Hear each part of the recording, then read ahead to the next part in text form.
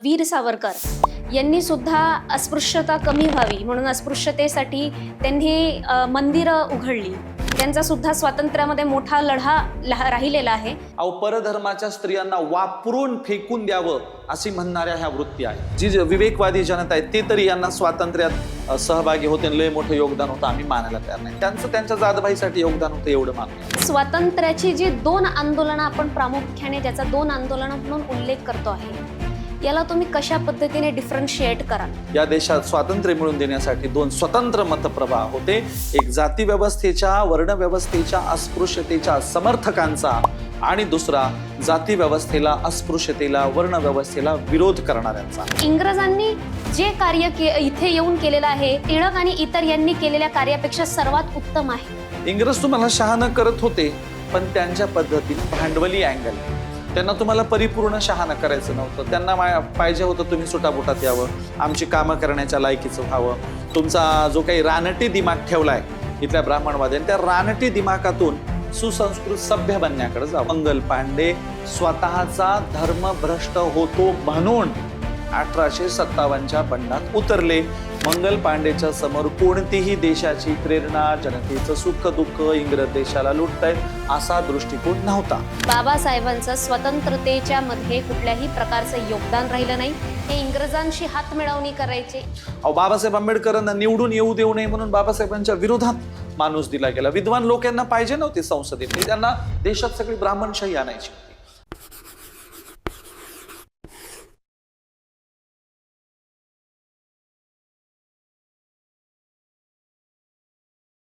तब्बल 79 वर्ष झाले भारत स्वतंत्र होऊन, म्हणून आपणा सर्वांना भारतीय स्वतंत्र दिनाच्या हार्दिक शुभेच्छा. 15 ऑगस्ट नेमकं करतो तरी काय? आपण तिरंगा फडकवतो, भारत माता की जय अशा पद्धतीच्या घोषणा करतो आणि स्वतंत्रतेचा जो एकच इतिहास आहे तो वारंवार आपल्या लेकरांना आणि बाळांना आपण समजवतो. परंतु भारताचा तो एकच इतिहास राहिला आहे का? या भारत देशाच्या स्वतंत्रतेच्या लढ्यामध्ये एकच युद्ध राहिलं आहे का? किंवा आपण कधी त्या संघर्षाबद्दल कधी बोलतच नाही, जो संघर्ष भारताच्या स्वतंत्र लढ्याच्या अगोदरही चालला होता आणि नंतरही चालत आलेला आहे. कुठला आहे हा संघर्ष? एक स्वतंत्रतेचा लढा झाला देश स्वतंत्र करण्यासाठी, तर दुसरा स्वतंत्रतेचा लढा झाला देशातील माणूस स्वतंत्र करण्यासाठी. आणि आज आपण तेच पाहणार आहोत, म्हणजेच स्वातंत्र्याची 2 आंदोलने. कुठली आहेत ही 2 आंदोलने, कशी आहेत ही 2 आंदोलने, आणि यांना आपण जाणून घेणार आहोत. आज आपल्या सोबत आहेत हरिभक्त परायण धर्मकीर्ती महाराज परभणीकर व त्याचबरोबर उर्फ नितीनजी सावंत. यांनी अनेक प्रकारचे ग्रंथ लिहिले आहेत. संत जनाबाईंचं चरित्र, संत चोखामेळा यांचं चरित्र, त्याचबरोबर अनेक पद्धतीचे समीक्षा करणारे ग्रंथ देखील लिहिले आहेत, जे की इतिहासाचे गाढे अभ्यासक, साहित्यिक, लेखक, प्रबोधनकार व कीर्तनकार देखील आहेत. त्यांच्यासोबत आज आपण स्वातंत्र्याची 2 आंदोलने याच्यावरती चर्चा करणार आहोत. स्वागत आहे महाराज आपलं. धन्यवाद ताई. ज्या पद्धतीने आपण म्हणालो की आज आपल्याला स्वातंत्र्याचे 2 आंदोलनं बघायचे आहेत, की स्वातंत्र्य नेमकं 2 वेगवेगळ्या अंगाने बघायचं आहे, तर नेमकं या स्वातंत्र्याची पार्श्वभूमी कशी आहे? आपल्या देशामध्ये ना इंग्रजांच्या ज्या काही राजवटी स्थिर स्थावर झाल्या आणि सुरुवातीला जी काही प्रलोभनं दाखवत इंग्रज भारतात घुसले, त्यानंतर मात्र सगळ्याच भारतातल्या अनेक राजे महाराजांना, शासन संस्थांना असं वाटायला लागलं की ही जुलमी राजवट आहे, हे शोषक शासक आहेत, हा पूर्ण देश निकामी करायला निघालेले, देशाचं वाटोळं करायला निघालेले आहेत. त्यामुळे अनेक ठिकाणामध्ये इंग्रज गेले पाहिजे, इंग्रजांनी देश सोडला पाहिजे, अशा जनतेच्या प्रतिक्रिया सुरू झाल्या. आणि यातून ज्या काही पूर्वीच्या राजवटी होत्या त्या राजवटींना असं वाटायचं इंग्रज गेले तरी चालतील, पण आमचे राजवटी आमच्या ताब्यात राहिल्या पाहिजे. आणि काही लोकांना, काही अभ्यासकांना, काही सोशल काम करणाऱ्यांना वाटायचं इंग्रज गेलेच पाहिजे, इंग्रज गेल्यानंतर मात्र या देशामध्ये पुन्हा माणुसकी, चांगुलपणा, समता, एक असं राज्य यावं की ज्याच्यात सगळ्यांना आनंदाने राहतावं. यातून पूर्व पार्श्वभूमी म्हणून स्वातंत्र्याच्या बद्दलची 2 आंदोलने या देशामध्ये उभी राहिली. आता आपल्याला स्वातंत्र्याचं एकच आंदोलन माहिती आहे. जनरली तुम्ही मगाशी प्रास्ताविकात म्हणाल्याप्रमाणे की आपण सेलिब्रेशनमध्ये त्या प्रकारचा भाव निर्माण करतो.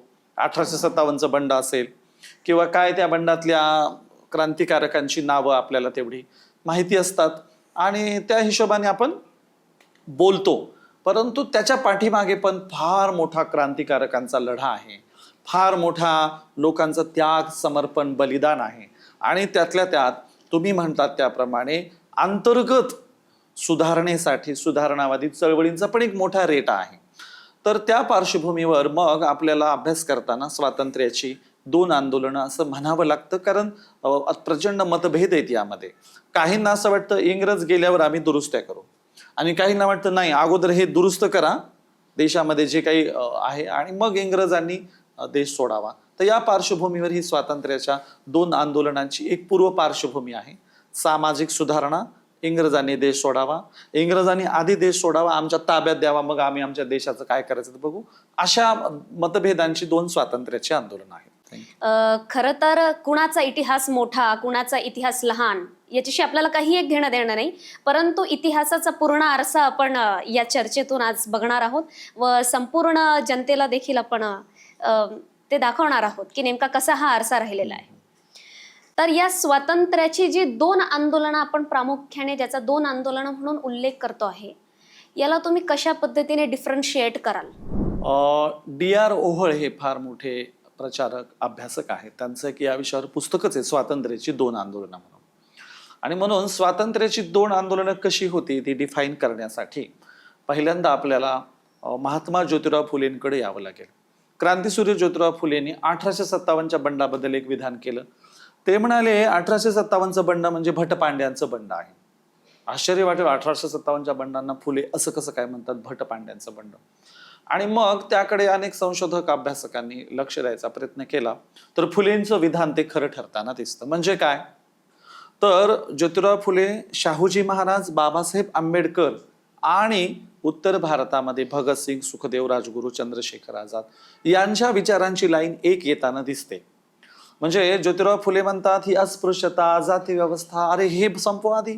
एकाला सुद्धा शिक्षणाचे अधिकार नाही, तुम्ही इंग्रज गेल्यावर देश कुणाच्या ताब्यात येणार? हे सगळे लोक तर साधे भोळे, म्हणजे ठराविक लोक देश ताब्यात घेतील आणि सगळ्यांना लुटतील.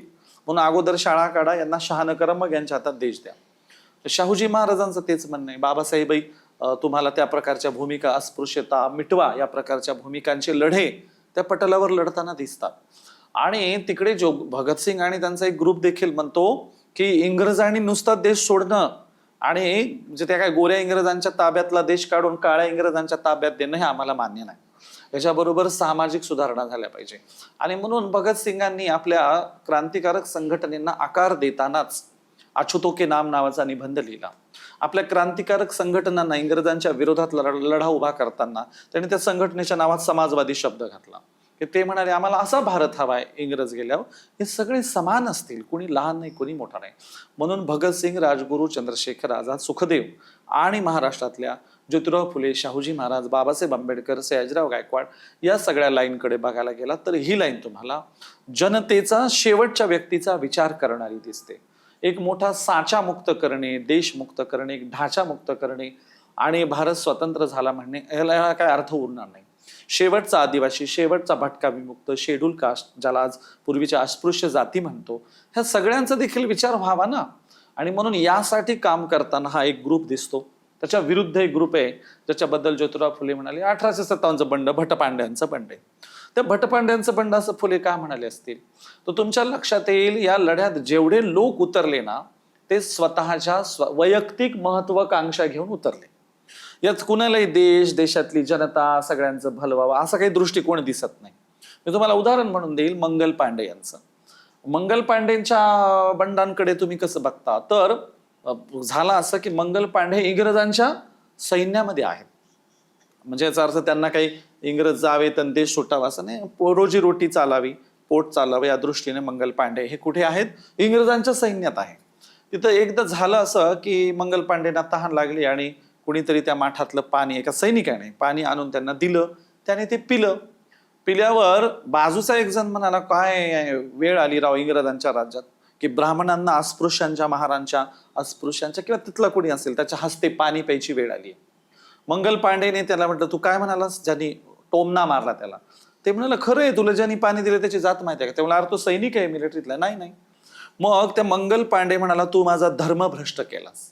म्हणजे इंग्रजांच्या मिलिटरीत असलेल्या मंगल पांडेची मानसिकता कशी होती तुम्ही लक्षात घ्या, की मंगल पांडेनेच समोरच्याला रागवायचा प्रयत्न केला. आपण पण मूवीज मध्ये असं बघतो की मंगल पांडे यांनी असं म्हटलं जातं की ते बॉम्ब्स वगैरे जे असतात त्याला गोमांस लावण्यात येतं, त्यामुळे त्यांनी तो बंड केला. आता ते पुढे मी सांगतोच आहे की मंगल पांडेने त्या अस्पृश्याच्या गच्चीला धरलं, त्याला मारायचा प्रयत्न केला आणि मंगल पांडे त्याच्या धावून गेला की तू मला बाटवलंस, तुझ्या हाताने पाणी दिलीस वगैरे वगैरे.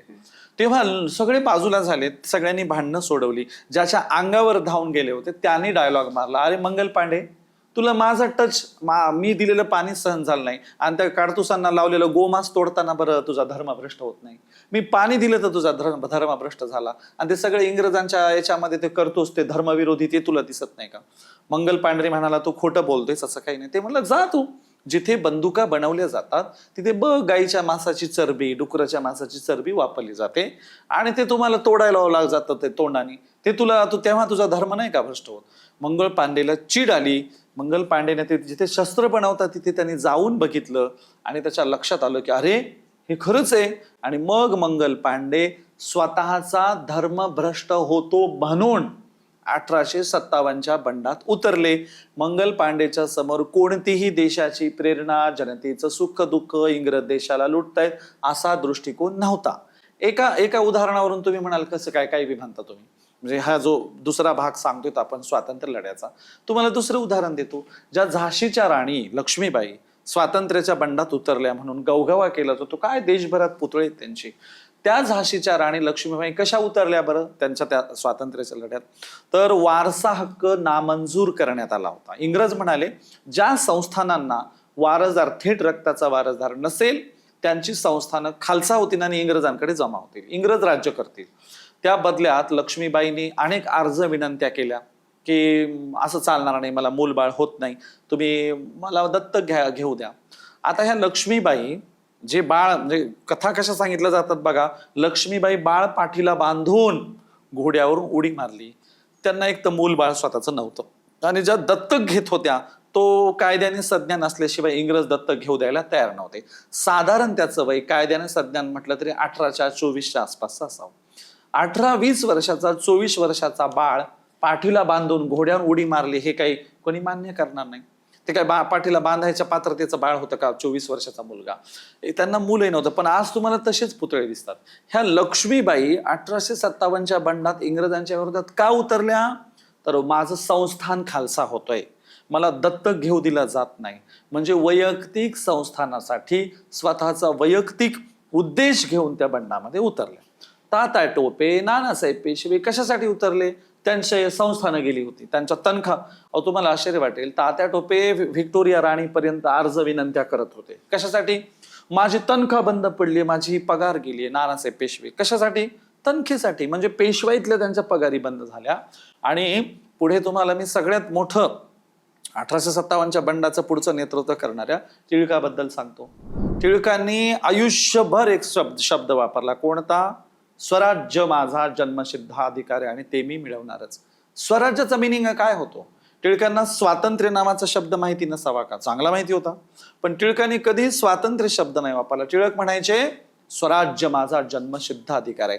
टिळकाचं स्वराज्य काय होतं त्याच्याकडे आपण बघायला गेलात तर आथनीला टिळकांनी भाषण दिलं, महाराष्ट्रात भाषण द्यायचे टिळक. आणि शाहूजी महाराजांच्या संस्थानात भास्करराव जाधवांसारखे अनेक विद्वान त्यांनी राजकारणात आणले होते.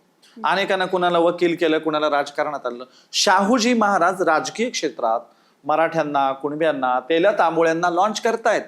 शाहूजी महाराज आणि बाबासाहेबांना पाठिंबा दिला, अस्पृश्यांना राजकारणात मदत करताय. ही गोष्ट टिळकांना खटकली आणि मग टिळकांनी भाषणं सुरू केली. काय म्हणाले टिळक? तेल्या तांबोळ्या आणि कुणभटांच्या पुढाऱ्यांना संसदेत जाऊन काय नांगर हाकायचंय का? म्हणजे तेल्याने जाऊन काय संसदेत घाणा लावायचा का, तेल काढायचं का? कुणभटाने. टिळक कुणबी नाही म्हणाला. टिळकाच्या देशात डोक्यात शेतकऱ्यांच्या बद्दल किती काय कशा घृणास्पद भावना असतील बघा. टिळक म्हणायचे कुणभटांना संसदेत जाऊन काय नांगर हाकायचा आहे. कुणाच्या विरोधात? शाहूजी महाराजांच्या. आथनीला भाषण दिलं या प्रकारातलं. कोल्हापुरात दिलं असतं ना, शाहूजी महाराज होते पहिलवान. टिळकाचं काय केलं असं सांगायची गरज नाही, म्हणून आथनीला कोल्हापूरच्या बॉन्डीवर भाषण दिलं. टिळकाच्या स्वराज्याचा अर्थ काय होता, तर स्वतःचं राज्य, स्वतःच्या गेलेल्या पेशव्यांची राजवट पुनर्स्थापित करणं, यासाठी त्यांचं बंड होतं. आणि टिळकच काय, टिळकाच्या अगोदरचे जेवढे स्वातंत्र्याच्या लढ्यात टिळकांचे जातभाई होते ते इंग्रजांना म्हणायचे. टिळकांचे स्पष्ट केसरी तुम्हाला पुरावे मिळतील. काय म्हणायचे, स्वराज्याचा अर्थ हा नाही की इंग्रजांनी जायचं आणि आमच्या हातात अर्थ. स्वराज्याचा अर्थ असा की इंग्रजांच्याच राजवटीत आम्हाला हक्क अधिकार, स्पेशल हक्क अधिकार द्यावेत, आमच्या हातात देश द्यावा, आणि म्हणून आम्ही इंग्रजांना व्हिक्टोरिया राणीला स्वीकारायला तयार आहोत. माझा एक प्रश्न आहे, या देशात मोगलांची 750, 800, 1300, 1200 वर्षे राजवट होती. या मोगलांच्या राजवटीत, अकबराच्या राजवटीत, औरंगजेबाच्या राजवटीत कधी टिळकांच्या जातभाईंनी, ब्राह्मणांनी 1857 सारखं बंड केलं का? त्या राजवटीत कोणतंच बंड नाही. इंग्रजांच्या राजवटीत बंड का? कारण इंग्रज यांचं ऐकत नव्हते. इंग्रजांनी शाळा आणली सगळ्यांच्यासाठी, इंग्रजांनी रेल्वे आणली सगळ्यांच्यासाठी, इंग्रजांनी टपाल आणलं सगळ्यांच्यासाठी, आणि विशेषतः न्याय व्यवस्थेत इंग्रज सगळ्यांना घ्यायला तयार झाले. मिलिटरीमध्ये बघाल सगळे घ्यायला लागले इंग्रज. मग यांच्या पोटात दुखायला लागलं. आम्हाला न विचारता मनुस्मृतीप्रमाणे राजवट होत नाही, वर्णधर्म मोडीत निघालाय, जाती धर्म मोडीत निघालाय, त्यामुळे इंग्रज नको, आम्हाला आमचं देश द्या, आम्ही धर्माप्रमाणे मनुस्मृतीप्रमाणे राज्य करू. म्हणून कधी तुम्हाला मोगलांच्या राजवटीत यासाठी 1857चा बंड दिसणार नाही. मोगल म्हणायचे ठीक आहे, तुमच्या धर्माप्रमाणे करा राज्य, आम्हाला महसूल, पैसा बेसा संपत्ती द्या. म्हणून अकबराच्या राजवटीत दीने इलाही ग्रंथ लिहिला, अल्लोपनिषद नावाचा ग्रंथ लिहिला. अगोदर अकबराच्या पाया पडायचे आणि मग गंगेवर आंघोळीला जायचे. अकबर चालायचा, औरंगजेब चालायचा, इंग्रज का नाही चालला, ते हुशार करत होते लोकांना. आणि म्हणून अशा कालखंडामध्ये यांच्या स्वातंत्र्याच्या लढ्याला फुले म्हणाले ते भटपांड्यांचं बंड आहे, आम्हाला त्याच्याशी काही घेणं देणं, आम्ही आमचं स्वतंत्र स्वातंत्र्याचा लढा उभा करू, आम्ही जनतेला हुशार करू, राजकारणात जाणारे लोक बनवू, आम्ही जनतेत विवेकवादी लोक बनवू. हा देश इंग्रज सोडून गेल्यावर ते चालवण्याच्या पात्रतेचा, लायकीचा माणूस आम्ही बनवू, यासाठी फुलेंनी पहिल्यांदा पावलं टाकली. त्यावर सयाजीराव गायकवाडांनी संस्थानात काम केलं, शाहूजी महाराजांनी केलं. टिळकाच्या बद्दल तुम्हाला सांगताना महत्वाचा प्रसंग सांगेल. टिळकांचा शेवटी जीव जात नव्हता आणि टिळक अगदी अंथरुणाला खेळून ते खाली टाकलं होतं त्यांना. आणि बिपिनचंद्र पाल यांना कळलं की आता टिळक शेवटच्या घटका मोजते. ते चेन्नईकडून दक्षिण भारतातून आले पुण्यामध्ये, आणि मग ते टिळकांचा जीव जात नाही वगैरे, तर त्यांना माहित होतं टिळकाचा जीव कशात अडकलाय. त्यांनी एका पोराला बाहेर पाठवलं, कानात सांगितलं, त्याला म्हटलं ये जोरात पळत. तो बाहेर अगदी वाड्याच्या बाहेरून पळत जोरात आला, पेशवाई आली, पेशवाई आली, पेशवाई आली म्हणा. आणि मग टिळकाने थोडीशी, असं म्हटलं जातं, टिळकाने थोडीशी मान वर केली, म्हणाले काय पेशवाई आली, आपली राजवट आली, स्वराज्य आलं, आणि असं म्हणून टिळकांनी जीव सोडला. असे किती पुण्यात सांगितले जातात. म्हणजे टिळकाचा जीव कशात होता, पेशवाईत, ब्राह्मणांची राजवट. गीता रहस्य, टिळकाचं साहित्य बघा, वेदाचं समर्थन करणारं, ब्राह्मणी व्यवस्थेचं समर्थन करणारं, वर्ण व्यवस्थेचं. टिळक हे वेदांती होते, जाती व्यवस्थेचे, वर्ण व्यवस्थेचे समर्थक होते. त्याचा अजून एक पुरावा देतो की महर्षी विठ्ठल रामजी शिंदे यांनी अस्पृश्यता निर्मूलन परिषद ठेवली. त्या परिषदेला टिळकाला बोलवले. टिळक म्हणायचे साक्षात देव जरी आला म्हणाला की अस्पृश्यता पाळ, तर मी देवाचंही ऐकणार नाही आणि अस्पृश्यता पाळणार नाही, अशी मोठी मोठी भाषणं द्यायचे. टिळकांनी एवढं मोठं भाषण दिलं, अस्पृश्यता देशाला लागलेला कलंक आहे वगैरे वगैरे वगैरे. आणि मग ते सभा संपली, हे झालं. मग विठ्ठल रामजी शिंदे यांनी रजिस्टर फिरवलं की आजपासून आपण जेवढे लोक आहोत सभेत तेवढे एक संकल्प करूया की आपण इथून पुढे कधीही अस्पृश्यता, जातीभेद पाळायचा नाही. त्या रजिस्टरवर लिहिलं सगळं, सह्या करा म्हणले. सगळ्यांनी सह्या केल्या की आपल्या सार्वजनिक आणि खाजगी आयुष्यात आपण कधीही अस्पृश्यता, जातीभेद पाळायचं नाही. टिळकाकडे रजिस्टर आल्याबरोबर टिळक म्हणाले नाही, मी माझ्या जातभाईला विचारलं नाही, माझे जातभाई माझ्यावर रागवतील, मला वाळीत टाकतील, मी सही नाही करू शकत, मी अस्पृश्यता पाळणार नाही. या ठरावावर टिळकाने स्वाक्षरी केली नाही. त्या टिळकाला कोणतं स्वातंत्र्य आणि स्वराज्य पाहिजे होता हे तुम्ही सगळ्यांनी ठरवलं पाहिजे. म्हणून महात्मा फुले यांच्या या विधानाशी मी सहमत आहे की 1857चं बंड केवळ भटपांड्यांचं बंड होतं आणि त्यांनीच देशाला स्वातंत्र्य मिळवून दिलं, ही अफवा आहे. देशासाठी भगतसिंग, राजगुरू, सुखदेव, एवढंच काय, देवबंद नावाच्या एका सामाजिक संस्थेची निर्मितीच मुळात देशाला स्वातंत्र्य मिळवून झाले होते. इंग्रजांनी ज्या उलेमा मौलवींना फाशी दिली असं म्हटलं जातं, एका झाडाला 20-20 प्रेत उलेमा मौलवींची लटकली होती. ह्याच्याबद्दल इतिहासाच्या पुस्तकात म्हणजे 1ली ते 12वी किंवा ग्रॅज्युएशनच्या पुस्तकात साधा पुसटभर एका ओळीत उल्लेख नाही. देवबंद या सामाजिक चळवळीने स्वातंत्र्य लढ्यासाठी लाखो उलेमा मौलवींचं बलिदान दिले. आणि अभ्यासक्रमात 1857चं बंडन, टिळकन, काय ते मंगल पांडे, झाशीची राणी, नानासाहेब याच्या पलीकडे काही जाणार आहात की नाही. आणि म्हणून या देशामध्ये 2 स्वातंत्र्याची आंदोलनं झाली. या देशात स्वातंत्र्य मिळवून देण्यासाठी 2 स्वतंत्र मतप्रवाह होते. एक जाती व्यवस्थेच्या, वर्ण व्यवस्थेच्या, अस्पृश्यतेच्या समर्थकांचा आणि दुसरा जाती व्यवस्थेला, अस्पृश्यतेला, वर्ण व्यवस्थेला विरोध करणाऱ्यांचा. आणि त्याचं नेतृत्व टिळक करत होते. आणि म्हणून टिळकाच्या बाजूनी, टिळकाने दिलेल्या स्वातंत्र्याच्या बाजूनी आम्ही नाही. टिळक नेतृत्व करत असल्याचे अनेक पुरावे देत आहेत. विदेशातून आले टिळक बरं का, आणि आल्यावर प्रायश्चित्त म्हणून काहीतरी कृत्रिम योनी केली, त्याच्यातून प्रवेश केला, मोठा काय तो हिरण्यगर्भ विधी केला. म्हणजे विदेशात गेल्यावर भारतात आल्यावर प्रायश्चित्त घेणारे टिळक होते. रानडेचं तसंच आहे हो. हे रानडे सगळे वर्ण व्यवस्थेचे, जाती व्यवस्थेचे समर्थक होते. आणि म्हणून या देशात आम्हाला स्वातंत्र्य मिळवून देणारा आमचा जो पूर्वजांचा वर्ग आहे तो जनतेला सांगायचा आहे, त्यांच्या पुढे न्यायचा आहे. आणि तो आमचा जो वर्ग आहे ज्याने देशासाठी मोठं बलिदान दिलं, मोठं काम केलं, सामाजिक सुधारणा केल्या, अस्पृश्यतेचा प्रश्न ऐरणीवर आणला, देशाला संविधान दिलं, देशाला स्वातंत्र्य दिलं, तो आमचा वर्ग म्हणजे फुले, शाहूजी महाराज, सयाजीराव गायकवाड, बाबासाहेब आंबेडकर, अण्णाभाऊ साठे, हा आमचा स्वातंत्र्याचा लढा लढणारा पूर्वजांचा वर्ग आहे. आपण म्हणालात की इंग्रजांनी सगळ्यांना समान शिक्षण दिलं, सगळ्यांना काम करण्याची समान संधी दिली, इंग्रजांनी सगळ्या पद्धतीने समानता स्थापित करण्याचा प्रयत्न केला. परंतु त्याच जागेवरती टिळक झाले किंवा त्यांच्यासोबतचे असणारे जितकेही ब्राह्मणवादी विचारधारेची जितकीही मंडळी झाली, ती सर्व मंडळी यांनी फक्त स्वातंत्र्यावरती स्वतःच्या स्वार्थापोटी फोकस केलं. तर या बाबतीत तुमच्या मते तुम्हाला काय वाटतं की इंग्रजांनी जे कार्य इथे येऊन केलेलं आहे ते टिळक आणि इतर यांनी केलेल्या कार्यापेक्षा सर्वात उत्तम आहे, हे कशा पद्धतीने वाटतं? हा, निश्चित. म्हणजे तुम्ही तर म्हणाल इंग्रजांच्या बाजूनी बोलताय आणि एकीकडे स्वातंत्र्याचा लढा किंवा इंग्रज बरं झाले गेले, स्वातंत्र्य मिळाले असंही म्हणतायत.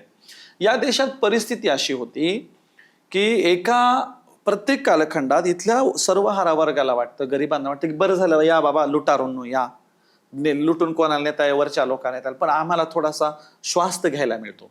आणि मग जेव्हा जेव्हा परकीय आक्रमण झाली ना, त्यात ह्या गोरगरिबांना, अत्यंत दयनीय अवस्थेत जीवन जगणाऱ्यांना श्वास घ्यायला मोकळीक मिळाली. या देशामध्ये ना जी बाहेरून आक्रमणं झाली त्या आक्रमणकार्यांनी बघितलं इथं लोक नग्न राहतात, इथे लोकांना खायला मिळत नाही आणि ते नग्न राहतात. ते अस्पृश्यता काय तर गेल्या जन्मीचं पुण्य असं त्यांचं पाप त्यांच्या डोक्यात टाकले. ते म्हणते इथली धर्म व्यवस्था, इथले उच्च जातीय म्हणते तुम्ही गेल्या जन्मी काहीतरी पाप केलं म्हणून तुमच्या वाट्याला भोग आले. त्या केरळच्या किनारपट्टीला सुफी लोक आले, सहाबा लोक आले. ते म्हणले तुम्ही असं का राहता नग्न, अर्धनग्न, खायला मिळत नाही, अंगावर तुमच्या कपडे नाहीत, अंग माखलेलं आहे, खरू झाली आहे, असं काय राहतं, स्वच्छ का नाही राहत? ते म्हणले आमचे गेल्या जन्मीचं पाप आहे. ते म्हणले असलं काही पाप नसतं, तुमचा हिस्सा हे खातात, तुमच्या श्रमाचं हे शोषण करतात. म्हणून परकीय लोक, भारतीय लोकांना वाटत या परकीयांना आम्हाला थोडं तर शहाणं करता, आमच्या देशात आम्हाला शहाणं करणारा माणूस मानणारा वर्गच नाही. वेळोवेळी म्हणून इंग्रज आल्यानंतर देखील अशाच प्रकारे एका वर्गाला असं वाटलं की चला बाबा आम्हाला छोट्या मोठ्या नोकऱ्या मिळतात, मिलिटरीत नोकऱ्या मिळतात, आम्हाला शिक्षण मिळतंय, आम्हाला अस्पृश्यता पाळत नाही. त्या कोरेगाव भीमाच्या जवळ एक गायकवाड नावाच्या एक वृद्ध वयस्क आजी होत्या. त्यांनी इंग्रजांची राजवट पाहिली होती आणि त्यांनी इथली जाती व्यवस्थेची राजवटही पाहिली होती.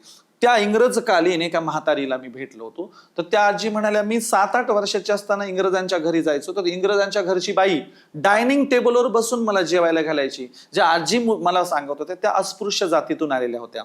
त्या म्हणाल्या एकीकडे माझ्या गावात उच्च जातीयांच्या घरी ताक आणायला गेले, साधं ताक, तर वरून ताक ओतलं जायचं आणि आम्ही दारातच बसायचो, आम्हाला कुणीही घरात घ्यायचं नाही. उळलेलं शिळं पाक आणि विटलेल्या भाज्या आम्हाला दिल्या जायच्या. आणि त्याच काळात मी बघायचे की गावात आमच्या धर्माचे, आमच्या जातीचे जवळचे लोक असं वागतात आणि मी इंग्रज माझ्या देशाचे नाहीत, माझ्या धर्माचे नाहीत, माझ्या बाहेरचे नाहीत, इथले नाहीयेत, तरी ती इंग्रजांची बाई मला डायनिंग टेबलवर एकदम गरम गरम जेवायला घालायची. तिच्या नवऱ्याला रेल्वे स्टेशनला डब्बा देण्याचं काम माझ्या घरच्यांकडे होतं. तर त्यांच्या डब्याला अन्नाला हात लावून स्पर्श करून आम्ही तो डब्बा द्यायचो. तेव्हा माझ्या डोक्यात प्रकाश पडला की हे बाहेरचे बरे आहेत की राव. आणि म्हणून ज्योतिराव फुले यांच्या साहित्यात तुम्हाला इंग्रजाचं समर्थन केलं, इंग्रजांची बाजू घेतलेली दिसेल. का? कारण ते माणूस तरी मानत होते ना. या देशात माणसासारख्या माणसांना माणूस मानलं जात नव्हतं. म्हणून ज्योतिराव फुले आणि या एकंदरीत लोकांचं म्हणणं होतं की ही माणसं चांगली आहेत. पण त्याचा अर्थ असा नव्हता की इंग्रजांनी राहावं. कारण इंग्रज तुम्हाला शहाणं करत होते, पण त्यांच्या पद्धतीने भांडवली अँगलने. त्यांना तुम्हाला परिपूर्ण शहाणं करायचं नव्हतं. त्यांना पाहिजे होतं तुम्ही सुटाबुटात यावं, आमची कामं करण्याच्या लायकीचं व्हावं. तुमचा जो काही रानटी दिमाग ठेवलाय इथल्या ब्राह्मणवाद्यांनी, त्या रानटी दिमागातून सुसंस्कृत सभ्य बनण्याकडे जावं. इंग्रजांना तुम्हाला जनरली साधारण कारागिरीचं शिक्षण देऊन सभ्य बनवायचं होतं. त्याचा अर्थ तुम्हाला त्यांना जागतिक दर्जाचं विद्वान बनवायचं होतं असं नाही. इंग्रज देशाला लुटत होते, कच्चा माल घेऊन जात होते, देशातून प्रचंड प्रॉपर्ट्या नेल्या, सोनं नाणं नेलं, राजवटीचे प्रचंड खजिने त्यांनी लुटले. पर्यायाने इंग्रज देशाचं लुटच करत होते. पण या सगळ्या लोकांची ज्यांची आपण बाजू घेतोय ते म्हणत होते आधी सामाजिक सुधारणा. आणि म्हणून इंग्रजांच्या विरोधात यांनीही लढाच दिला. परंतु इंग्रजांची मदत घेत घेत शाळा काढल्या, इंग्रजांच्याच राजवटीमध्ये लोकांना शहाणं केलं, भाषणं केली, संस्था काढल्या. बाबासाहेब आंबेडकरांनी तर फार मोठं काम उभं केलं इंग्रजांच्याच राजवटीमध्ये. परंतु इंग्रज जावं असं याही लोकांचं म्हणणं होतं, कारण ते इंग्रज देशाला काही उंचीवर नेणारे नव्हते, तर ते लुटणारेच होते. आणखी आपण स्पष्टपणे म्हणालात की वेदांना मांडणारे किंवा ब्राह्मणी व्यवस्थेचे असणारे जितकेही लोक स्वतंत्रतेसाठी लढले, हे स्वतःच्या स्वार्थानुसार लढले की त्यांना स्वतःची पेशवाई, ब्राह्मणी व्यवस्था पुन्हा टिकवून ठेवायची होती आणि आणायची होती, जे की एक प्रकारे अमानवी आहे. का अमानवी आहे? कारण त्यांनी अनेक प्रकारचे भेदभाव केले आहे आणि एक प्रकारे मोठ्या घटकाला गुलामीमध्ये अडकवून ठेवलं. परंतु इंग्रजांचा देखील भारतामध्ये येण्याचा उद्देश हा गुलामी करण्याचा किंवा गुलाम बनवून ठेवण्याचा हाच होता. मग तुम्ही जर म्हणाल की इंग्रजांनी आमची मदत केली, पण ते मदत करत करत एक प्रकारे आपल्याला गुलामच बनवण्याचा प्रयत्न करत आहे, तर मग ते त्या ब्राह्मणी व्यवस्था आणि इंग्रज हे तर एकाच प्रमाणे झाले. मग त्यांची आपण मदत घेणं हे कितपत योग्य? ते खरं तर इंग्रजांची मदत घेणं योग्य नव्हतं. पण इंग्रजांची मदत असं म्हटलं जातं, बुडत्याला तिनक्याचा आधार, बुडत्याला काडीचा आधार. इंग्रज आले नसते तर आम्ही स्वबळावर हे काही उभंच करू शकलो नसतो, स्वबळावर लढाईत लढू शकलो नसतो. आम्हाला लिहिण्याचे अधिकार नसते. लक्षात घ्या, ज्योतिराव फुलेंच्या बाजूला लिजिट साहेब ह्या इंग्रज अधिकाऱ्याचं घर नसलं असतं तर फुलेंचं शिक्षण कायम बंद झालं असतं. ज्योतिराव फुले शाळेत जात होते म्हणून फुलेंच्या वडिलांचे कान भरायचं काम पुण्यातल्या ब्राह्मणांनी केलं.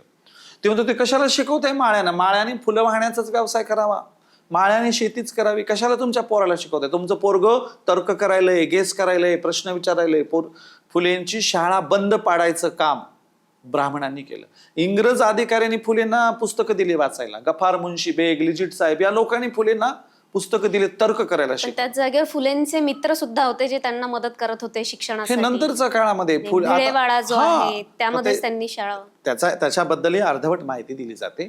महात्मा फुले आता कुणाला ऐकणारच नाहीत. आता ते पुढे निघालेत, तेव्हा अशा वेळेला काही ब्राह्मण फुलेंच्या सोबत आले. सुरुवातीला आले, शेवटपर्यंत टिकले नाही. भिडेंनी फुलेंना वाडा दिला हे अर्धवट सांगितलं जातं. तो वाडा काही जास्त काळ टिकला नाही, ठेवला नाही, तो परत वापस घेतला. आणि मग फुलेंनी इतर ठिकाणी शाळा काढायला सुरुवात केली. टिळकाला फुलेंनी 10,000 रुपये भरून जामीन दिला, पण टिळकाने आयुष्यात कधीही फुलेंचे आभार मानले नाही. अर्धवट माहिती सांगितली जाते. आता कुणीतरी सांगितलं टिळकाचा जामीन फुलेंनी केला. अरे अर्धवट माहिती आहे. टिळकाचा जामीन फुलेंनी केला इथपर्यंत ठीक आहे. पुढे टिळक फुलेंशी कसे वागले बघायला नको का? तर तुम्हाला आश्चर्य वाटेल. ज्योतिराव फुले गेले. ज्या टिळकाला 10,000 काही साधी रक्कम आहे का तेव्हाची? ज्या टिळकाला एवढी मोठी 10,000ची रक्कम भरून ज्योतिराव फुलेंनी जेलमधून सोडवलं होतं, त्या टिळकाने फुले गेल्यावर एक भली मोठी अभिवादन सभा लावायला हवी होती. फुले गेल्यावर फुलेंच्या साठी काही काम करायला पाहिजे होतं. एखादं काय पाक्षिक मासिक अंक काढायला होता, ते सोडावं. केसरी नावाचं वृत्तपत्र होतं आणि त्या केसरीमध्ये ज्योतिराव फुले गेल्याची बातमी टिळकाने एका ओळीत सुद्धा, एका शब्दात सुद्धा दिली नाही. ह्याला म्हणतात खाल्लेल्या ताटात घाण करणे, नतदृष्टेपणा. अत्यंत यांची वृत्ती कशी असते तुमच्या लक्षात येईल. ज्योतिराव फुले गेल्याची बातमी केशरी टिळकाने दिली नाही. 10,000चे उपकार विसरून गेला. पुढे टिळक गेले. टिळक गेल्यावर बाबासाहेब आंबेडकरांनी आपल्या वृत्तपत्रात पाक्षिकामध्ये अगदी 4थ्या पानावर आणि मेलेल्या लोकांच्या लिस्टमध्ये, जे लोक त्या काळात गेले होते त्या दिवशी, त्या लिस्टमध्ये 3ऱ्या-4थ्या नंबरला फक्त 2 ओळीत बातमी दिली. काय बातमी दिली? पुण्याचे टिळक गेले. बाबासाहेब आंबेडकरांनी बातमी दिली, पुण्याचे टिळक गेले. टिळकाचे सगळे अनुयायी भेटायला आले बाबासाहेबांना. हे कुठं बरोबर आहे का? राष्ट्रीय नेते, देशाचे नेते, स्वातंत्र्य लढा उभा केलाय, आमचा एवढा महान माणूस, आणि तुम्ही त्याला पुण्याचे केलं डायरेक्ट. राष्ट्रीय नेते सुद्धा म्हणले नाही. बरं, म्हटले 2 ओळीत बातमी, पुण्याचे टिळक गेले. बाबासाहेब म्हटले, मी याची वाटच बघत होतो, तुम्ही याल, मला कोणीतरी विचारल. बाबासाहेब म्हणाले, माझे गुरु ज्योतिराव फुले गेले असताना तुमच्या टिळकाने केशरीमध्ये एका शब्दात, एका ओळीत सुद्धा बातमी दिली नाही. मी तुमच्या टिळकावर आणि तुमच्यावर न्याय केला, किमान मी 2 ओळीत तरी बातमी दिली. माझे उपकार माना, मी 2 ओळीत बातमी दिली. म्हणून टिळकाचा जामीन करणाऱ्या फुल्यांना तुम्ही ओळखता, मानता, पण जामीन केलेले टिळक फुल्यांशी कसे वागले ही माहिती सांगितली जात नाही. टिळक अत्यंत सनातनी वृत्तीचे होते. शाहूजी महाराजांच्या विरोधात वागायचे. टिळकाच्या आप्तस्वकीय गोतावळ्यामधला एक दामू जोशी होता. ह्या दामू जोशीने शाहूजी महाराजांच्या मुलीच्या लग्नात बॉम्बस्फोट करायचा प्रयत्न केला. ती गाडी निघून गेली आणि मग तो बॉम्ब फुटला. ही सगळी अशी लोक होती, अतिरेकी लोक होती. यांना राष्ट्रीय म्हणून उभं केलंय, चित्रपट काढलेत, पुस्तकं आहेत, त्यांच्यावर धडे आहेत. ही लोक अत्यंत बहुजनांच्या बाबतीत विकृत वागली, वाईट वागली. किती पुरावे द्यावे? तो केसरीमध्ये लिहिलंय, तुम्ही शाहूजी महाराजांच्या विरोधात टिळकाने केशरीत भूमिका घेतली होती. मराठे क्षत्रिय नाहीत, मराठे शूद्रच आहेत, मराठ्यांना क्षेत्रित्वाचे अधिकार मिळणार नाहीत, शिवाजी महाराजांना आम्ही सवलत दिली होती, असं ते सगळं टिळक भूमिका घेत होते. शाहू महाराजांच्या विरोधात उतरलेल्या त्या शाहू संस्थानातील ब्राह्मणांची बाजू टिळक घेत होते.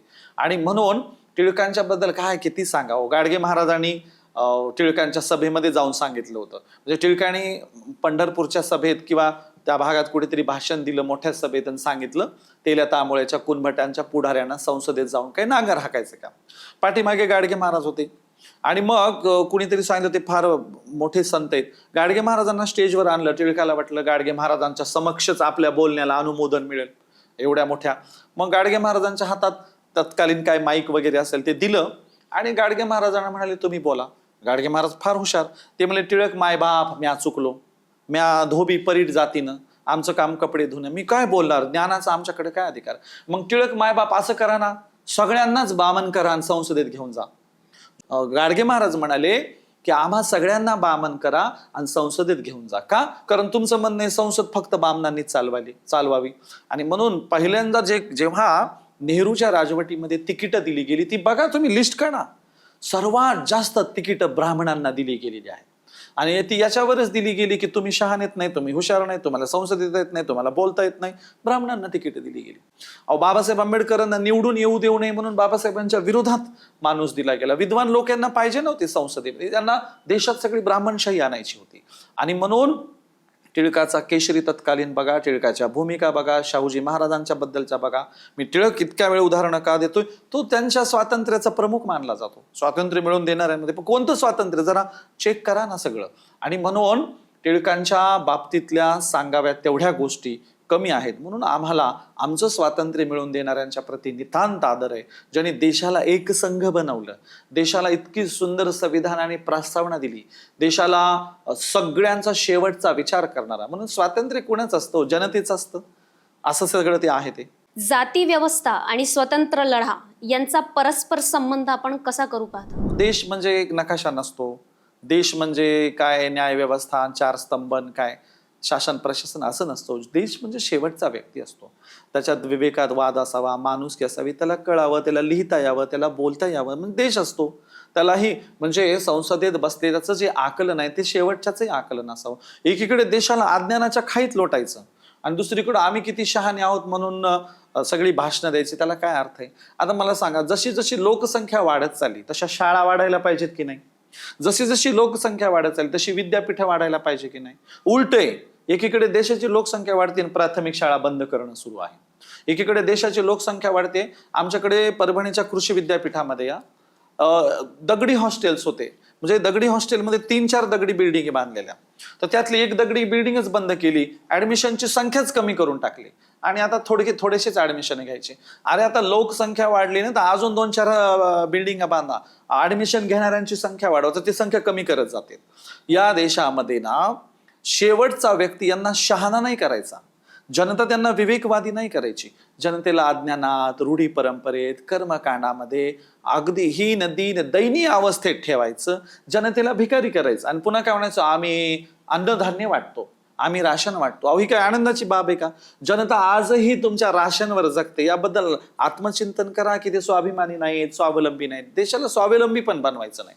म्हणून मी महात्मा फुलेंनी ज्या भूमिका घेतल्या त्या भूमिकांवर पुढे शाहूजी महाराज, बाबासाहेबांनी जे काम केलं ना, त्याच्या मी एकदम समर्थनात आहे. फुलेंना वाटतं जनता विवेकवादी व्हावी.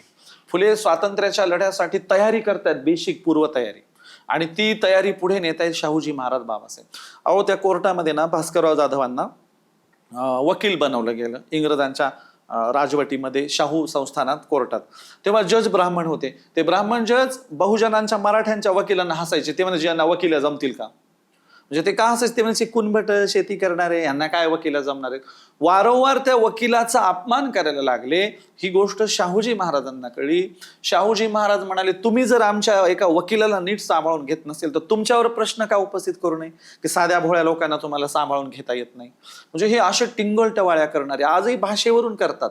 नाकात बोलण्याला हेल म्हणजेच शुद्ध भाषा आणि ग्रामीण जनतेची भाषामध्ये येडपट, असं सगळं त्यांचं चाललेलं असतं. म्हणून ज्योतिराव फुलेंची, बाबासाहेबांची जी भूमिका आहे ती अत्यंत योग्य आहे. आणि आम्ही स्वातंत्र्याकडे बघतो, सबंध भारतातल्या व्यक्तींना, माणसांना, स्त्री पुरुषांना बरोबरीला आणणं, एका लाईन मध्ये आणणं म्हणजे देश उभा करणं आहे. आणि म्हणून या बाजूने आम्ही आहोत.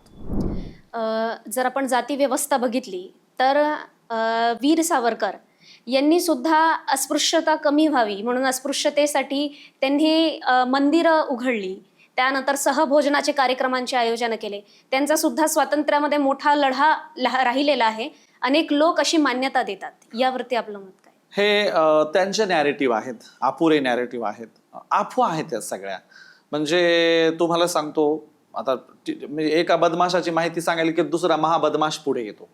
सावरकराच्या बद्दल ना नाशिकचे फार मोठे युट्यूबर आहेत, त्यांनी प्रचंड पुस्तक, निरंजन टकले, त्यांनी प्रचंड संशोधन केलंय.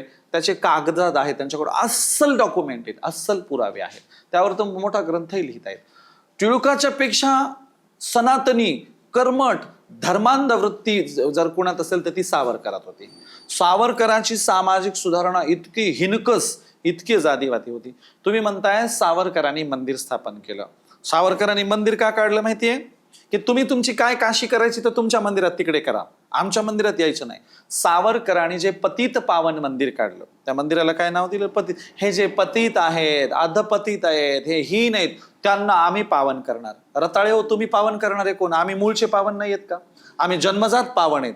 आम्ही काही हीन दीन तुच्छ नाही आहेत. आम्हाला पावन करणारी वेगळी मंदिरं. तुमच्या देवघरापर्यंत आम्हाला येऊ द्या ना, तुमच्या सोबत ताटात जेव घालू द्या ना. त्यामुळे त्यांची ही जी कन्सेप्ट आहे हिनकस आहे. म्हणजे तुम्ही मूळचेच पतित आहात, आम्ही तुम्हाला मंदिर बांधून पावन करणार, हे आम्हाला मान्य नाही. हे बाबासाहेबांनाही मान्य नव्हतं. आणि म्हणून ही जी सावरकरी वृत्ती आहे ना, ती मुळातच हीन मानणारी आहे. सावरकराचं 6 सोनेरी पुस्तक पाहणं बघा. देशातल्या सगळ्या महापुरुषांच्या बद्दल गलिच्छ लिहिलं, बुद्धाबद्दल अत्यंत अवमानकारक लिहिलं, सम्राट अशोकाच्या बद्दल तुच्छतादर्शक लिहिलं, बुद्धिजमने देशाचं वाटोळं केलं असं म्हटलेलं आहे. शिवाजी महाराजांबद्दल 2 ओळीत लिहिलंय, कावळा बसावा आणि फांदी मोडावी, अशा काकतालीय न्यायाने शिवाजीची राजवट आली. असं कोण म्हणतो? सावरकर. यांना शिवाजी महाराज मान्य नाहीत, बुद्ध मान्य नाहीत, सम्राट अशोक मान्य नाही. यांना कोण? ज्याने बौद्ध भिक्षूंच्या कत्तली केल्या अशा पुष्यमित्र शृंगाला महासम्राट पुष्यमित्र शृंग म्हटले. त्या 6 सोनेरी पानं, सगळेच्या सगळे पानं ब्राह्मणांना दिली. म्हणून यांच्या स्वातंत्र्याच्या संकल्पना यांच्या साहित्यात दिसतात, ह्यांच्या वर्तनात दिसतात. ह्यांना काय पाहिजे होतं? समग्र सावरकर, समग्र टिळक अभ्यासल्यावर लक्षात येतं. यांना काय पाहिजे होतं? यांना कट्टर धर्मांध वृत्ती, जाती व्यवस्थेचे समर्थक होते. अहो, परधर्माच्या स्त्रियांना वापरून फेकून द्यावं अशी म्हणणाऱ्या ह्या वृत्ती आहेत. म्हणून यांचं वर्तन अत्यंत विकृत आहे. यांना मी तरी आणि जी विवेकवादी जनता आहे ते तरी यांना स्वातंत्र्यात सहभागी होते आणि लय मोठं योगदान होतं आम्ही मानायला तयार नाही. त्यांचं त्यांच्या जातभाईसाठी योगदान होतं एवढं मानूया आपण. अस्पृश्यतेचा जातीबद्दलचा प्रश्न आहे, याबद्दल सगळ्यांनीच वरवरच्या भूमिका घेतल्या. गांधीजी तर म्हणायचे काय ईश्वर दत्त आहे हे सगळं, आणि मग लोकांची मनं बदलून आपण अस्पृश्यता संपवू. अस्पृश्यतेच्या जातीव्यवस्थेच्या प्रश्नावरून गांधी आणि बाबासाहेबांबद्दल मध्ये प्रचंड मतभेद होते. बाबासाहेब म्हणायचे त्वरित अस्पृश्यता संपली पाहिजे, उच्च जातीयांनी मनापासून बदलावं, किती वाट बघायची. म्हणून गांधीजी जे प्रयोग करत होते अस्पृश्यता निर्मूलनाच्या बाबतीत ते बाबासाहेबांना अमान्य होते. ते म्हणायचे कठोर कायदे करा आणि अस्पृश्यता संपुष्टात आणा, आणि म्हणून बाबासाहेबांनी त्याच्यावर शेवटपर्यंत आग्रही राहिले. आणि अस्पृश्यांच्या उत्थानासाठी उच्च जातीयांनी काय पदरात झोळीत काही टाकायचं मान्य नाही. स्वतंत्र मतदारसंघ द्या, राखीव मतदारसंघ द्या, त्यांच्या उन्नयनासाठी उत्थानासाठी स्पेशल आरक्षणाच्या तजवीज करा, त्यांना बरोबरीला आणण्यासाठी स्वतःहून प्रयत्न करा, असं म्हणणारे बाबासाहेब होते. त्यामुळे टिळक, सावरकर, गांधी आणि ही 1857च्या बंडातली लोक ही एक वेगळं नॅरेटिव्ह घेऊन स्वातंत्र्य लढ्यात सहभागी झाली होती. आणि त्यांचं ते नॅरेटिव्ह, त्यांची वृत्ती, त्यांचं जगणं, त्यांचं वागणं उच्च जातवर्गीयांच्या व्यवस्थेच्या मूल्य व्यवस्थेचं, पर्यायाने शोषण शासनाचं समर्थन करणारी ही लोक होती. आणि आपण ज्या लोकांना स्वातंत्र्याचे महाउद्गाते म्हणतो ते सगळे फुले, शाहू, आंबेडकर, सयाजीराव गायकवाड, अण्णाभाऊ साठे हे लोक मात्र शेवटच्या व्यक्तीला माणूस बनवणारे, बरोबरला घेऊन जाणार होते. समग्र अण्णाभाऊंचं साहित्य बघा, तुमच्या लक्षात येईल अण्णाभाऊंना कोणता देश अपेक्षित होता. एक छोटंसं उदाहरण सांगतो. अण्णाभाऊंची एक कथा आहे, मला त्या कथेचं नाव आठवत नाही. त्या कथेमध्ये एक मास्तर हॉटेलात स्वातंत्र्याचा दिवस असतो, त्या दिवशी झेंडा फडकवलेला असतो 15 ऑगस्टचा, आणि तो मास्तर, हेडमास्तर ते सगळं सकाळची कामं करून ध्वज फडकवून शाळेतून एका हॉटेलवर बसलेला असतो. आणि तिथं ते दारू पिलेला कोणीतरी प्याताड वगैरे असतो. तर तो माणूस, तो हेडमास्तर त्या दारू पिलेल्याला किती वेळ सांगतो, अरे आज तरी दारू पिऊ नये, देशाला स्वातंत्र्य मिळालं, देश एवढा मोठा आहे, असं आहे तसं आहे तसं खूप सांगतो. आणि तो दारू पिलेला माणूस एका शब्दात म्हणतो, स्वातंत्र्य कंच्या गाढविणीचं नाव आहे. बरोबर आहे ना. त्याचा अण्णाभाऊ एक प्रश्न करतायत, शेवटच्या व्यक्तीला त्या स्वातंत्र्याचा काय फायदा झाला. शेवटपर्यंत स्वतःची सत्ता टिकवण्याचा प्रयत्न करण्यासाठी अनेकांनी प्रयत्न केलेत का? बरोबर आहे, तसंच झालेलं आहे. संस्थानं खालसा करताना देखील, म्हणजे 555 संस्थानं त्या काळात होती. ही संस्थानं खालसा करण्यासाठी वरून जे काही अजेंडे आले त्याच्यामध्ये त्या संस्थानिकांना सांगण्यात आलं की आम्ही तुम्हाला स्पेशल अधिकार ठेवू. सगळ्यात वाईट गोष्ट या देशात काय झाली असेल ना, इंग्रज गेल्यावर बरोबरीचं सगळ्यांना अधिकार देण्याऐवजी सरंजामशाही तशीच ठेवली गेली. भांडवलशाही त्याच्यावर हळू स्वार झाली, स्वार. सरंजामशाही तशीच ठेवली, म्हणजे संस्थानिकांना स्पेशल अधिकार देण्यात आले. अजून संस्थानिकांना शोषण शासन करण्याची मुभा देण्यात आली. स्वातंत्र्यानंतर अनेक संस्थानिक स्त्रियांना ओरबडत होते. स्वातंत्र्यानंतर अनेक संस्थानिक लोकांचं शोषण करत होते. जमिनी बघा ना, देशभरामध्ये संस्थानिकांच्या वारसदारांकडे करोडो अब्जावधीच्या जमिनी आजही आहेत. आणि एकीकडे एक वर्ग त्या रेल्वे रुळाच्या बाजूला राहतो, रेल्वे पुलाच्या खाली राहतो. अहो, इंचभर जमीन नाही लोकांकडे. आम्ही प्रार्थना काय म्हणतो, भारत माझा देश आहे, सारे भारतीय माझे बांधव आहेत. साऱ्या भारतीयांना बांधव म्हणण्यासाठी भटक्या विमुक्ताकडे, बेलदार, वडार, पारधी, फाशीपारधी यांना भारत माझा देश आहे आणि सारे भारतीय माझे बांधव आहेत म्हणणे इतपत इंचभर जमीन आहे का त्यांच्या नावाने? आधार कार्ड काढायला त्यांना 10-10 वर्ष मिळत नाही. कोण्या गावचं रहिवाशीच नसतं. ज्यांच्याकडे रहिवासी नाही, ज्यांच्याकडे आधार नाही, ज्यांच्याकडे पाळ ठेवायला इंचभर जमीन नाही, अशा भटक्या जमातींची संख्या भारतात किती असेल? 10 कोटीच्या वर अख्ख्या भारतात संख्या निघेल, त्यापेक्षा वर निघेल. आणि म्हणून एकीकडे संस्थानं तशीच गब्बर राहिली, श्रीमंत राहिली, आणि दुसरीकडे मात्र जनता गरीबच राहिली. म्हणून स्वातंत्र्य मिळायच्या पटलावर त्या कालखंडात हे सगळं लागे बांधे चालले होते. आणि संस्थानिका खालसा होताना ना, ती त्यांना स्पेशल अधिकार देऊन खालसा झाली, ज्याचे त्याचे हितसंबंध घुसवले गेले. तुम्हाला निजामशाहीतलं सांगेल, बाकीची संस्थानं खालसा होताना हल्ले झाले, मारामाऱ्या झाल्या. निजामाच्या बाबतीत काय झालं का? अहो, निजाम सुखरूप देश सोडून गेला. अहो, काही संस्थानिकांनी, म्हणजे तुम्हाला सांगतो, शाहूजी महाराज आणि सयाजीराव गायकवाडांनी सांगितलं संस्थानं खालसा करू, जनतेला काहीतरी द्या. जनतेसाठी प्रचंड गोष्टी मागितल्या, बाबासाहेबांनी मागितल्या, अस्पृश्यतेचे कायदे करायला लावले स्वातंत्र्याच्या पटलावर. पण निजामाने मात्र गरीब मुसलमानांच्यासाठी एक गोष्ट नाही मागितली, माझी प्रॉपर्टी घेऊन मला विदेशात जाऊ द्या, ही भूमिका निजामाने ठेवली. आणि म्हणून निजामाने कोणत्या मुस्लिमांसाठी युनिव्हर्सिटी नाही मागितली, त्यांच्यासाठी अॅट्रॉसिटी सारखे अधिकार नाही मागितले. आज मुस्लिमांवर बघा केवढे हल्ले होत आहेत, मॉब लिंचिंग त्यांची चालू आहे. त्याच्यासाठी ना निजामासारख्या जे मुस्लिम राजवटी होत्या ते बरेच मागू शकले असते, बरेच कायदे कानून करू शकले असते. ते काही नाही, सुखरूप प्रॉपर्टी घेऊन गेले. आजही मराठवाड्यात निजामाची प्रचंड प्रॉपर्टी आहे आणि ते बाहेरच्या देशातून ती प्रॉपर्टी सांभाळतात. कसा देश स्वातंत्र्य झाला? कुठं काय ह्याचं सगळं सरकारीकरण झालं? जे राष्ट्रीयकरण मोठ्या प्रमाणावर व्हायला पाहिजे होतं, सरकारीकरण पाहायला झालंच नाही हो. शेवटच्या व्यक्तीला ते मिळालंच नाही. आणि म्हणून सामंती, सरंजामी राजवटी तशाच राहिल्या. पहिल्या स्वातंत्र्याच्या निवडणुकांमध्ये तिकीट कुणाला मिळाली बघा? संस्थानिकांना, श्रीमंतांना, उच्च जातीयांना, सगळ्यांना मिळाली. सर्वहारा व्यक्तीला, गरीब व्यक्तीला निवडणुकीत तिकीट मिळवायला जीवाचं रान करावं लागलं, नाही तर स्वतःच्या पार्ट्या काढाव्या लागल्या. आणि मग त्यांना कुठे काठ्याकुपाटीतून, बारीक रस्त्यातून कुठे कुठे प्रतिनिधित्व मिळालं. आणि म्हणून हे स्वातंत्र्याच्या नंतर स्वातंत्र्याच्या पटलावर हा कटाचा भाग होता की आमचे हितसंबंध तसेच राहावेत, आम्ही वर राहावं. आज सुप्रीम कोर्ट, तुम्हाला सांगतो, सगळ्याच्या सगळ्या सुप्रीम कोर्टाचे जजेस कोणत्या जातीचे बघा? सगळे ब्राह्मण आहेत. बरं, आता ठीक आहे, मी अनावधानाने किंवा माझ्या काय शिक्षणाने मी जज झालो, माझा पोरगा बी जज, माझा नातू बी जज, माझा पंतू बी जज. अहो, जज लोकांच्या ना त्या ह्याच्यामध्ये दिल्लीत कॉलनी आहेत, त्यांच्या जजची कॉलनी आहे. आणि जजच्या कॉलनीमध्ये त्याचा पंजा जज होता इंग्रजच्या काळात, त्याचा आजा जज होता. स्वातंत्र्याच्या काळात त्याचा बाप जज, त्या पोरगा बी जज, आणि आता नातू बी जजच. हे सगळं म्हणजे कटाचा भाग आहे, कॉन्फरन्स. आणि या सगळ्या गोष्टीमध्ये एकदा का ती जागा बळकावली, दुसऱ्याला मिळूच द्यायची नाही, असंच चाललेलं आहे. म्हणून देशाचं सुप्रीम कोर्ट एकाच जातीच्या ताब्यात गेले, ते ब्राह्मणांच्या. आणि एखादा ब्राह्मण नसेल तर तो ब्राह्मणवादी विचारांचा असतो. आणि म्हणून स्वातंत्र्याच्या नंतर जे सर्वव्यापक राष्ट्रीयत्व यायला पाहिजे होतं, समाजवाद नावाची जी संकल्पना आहे ती यायला पाहिजे होती, धर्मनिरपेक्ष नावाची संकल्पना ती लागू नाही झाली ना.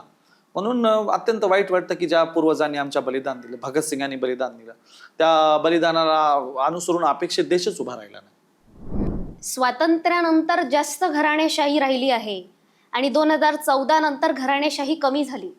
व त्याचबरोबर 2014 नंतर एका अभिनेत्रीने म्हटलं होतं की हमें स्वतंत्रता 2014 के बाद मिली है.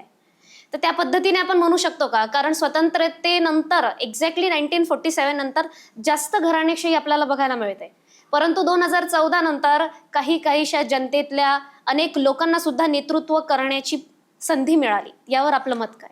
स्वातंत्र्याच्या नंतर वेगाने देशाची प्रगती व्हायला करायचा प्रयत्न झाला, पण तो उच्च जातवर्गीयांमध्ये झाला. विकासाचा क्रम खालून वर पाहिजे या मताचा मी आहे. आदिवाशांचे आम्हाला हे द्या आकडेवारी की स्वातंत्र्याच्या अगोदर आदिवाशांची ही अवस्था होती, स्वातंत्र्याच्या नंतर. मग मी भटक्या विमुक्तांचं मानेल की भटक्या विमुक्तांची स्वातंत्र्याच्या आधीची अवस्था नंतरची.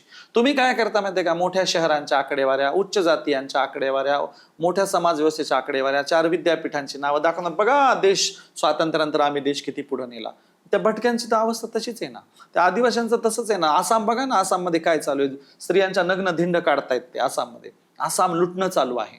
आणि म्हणून स्वातंत्र्याचा ग्रोथ खालून वर बघा, स्वातंत्र्यानंतर विकासाचा क्रम खालून वर बघा, तो काही फार दिसत नाही. दुसरं, 14 नंतर हा विकासाचा क्रम वाढलाय असंही म्हणता येणार नाही. उलट उन्माद वाढला, माज वाढला, मारामाऱ्या वाढल्या, शिक्षण क्षेत्रात विद्यापीठाचा दर्जा खालावला.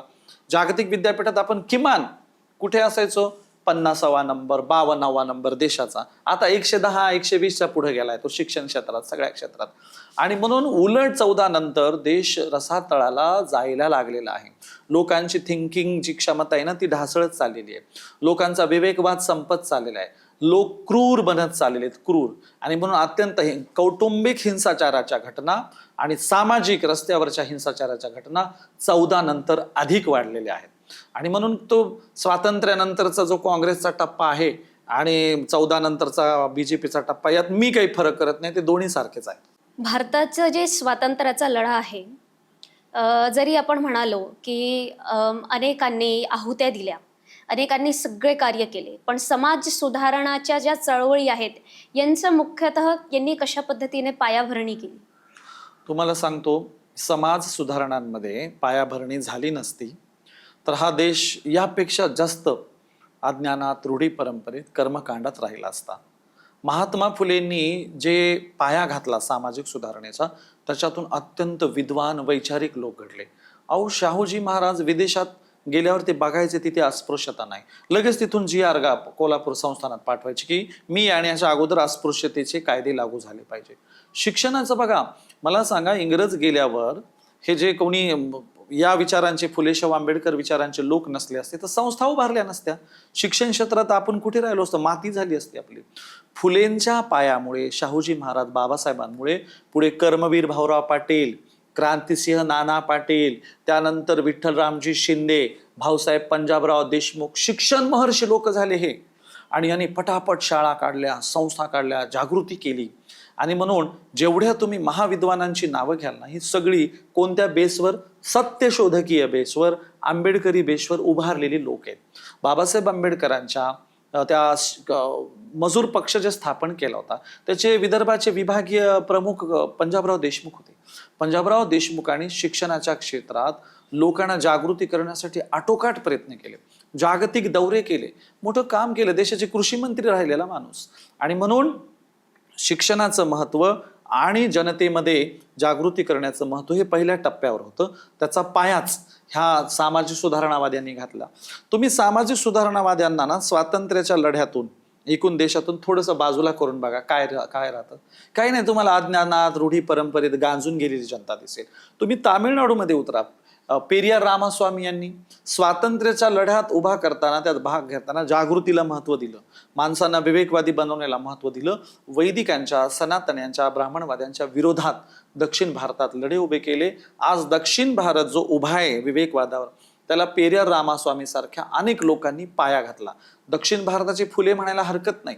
आणि म्हणून सामाजिक सुधारणेचं प्रचंड महत्व या देशात आहे. जाती अंताच्या भूमिका घेणाऱ्यांचं प्रचंड महत्व आहे. त्यामुळेच तर हे सगळं उभारलेलं आहे.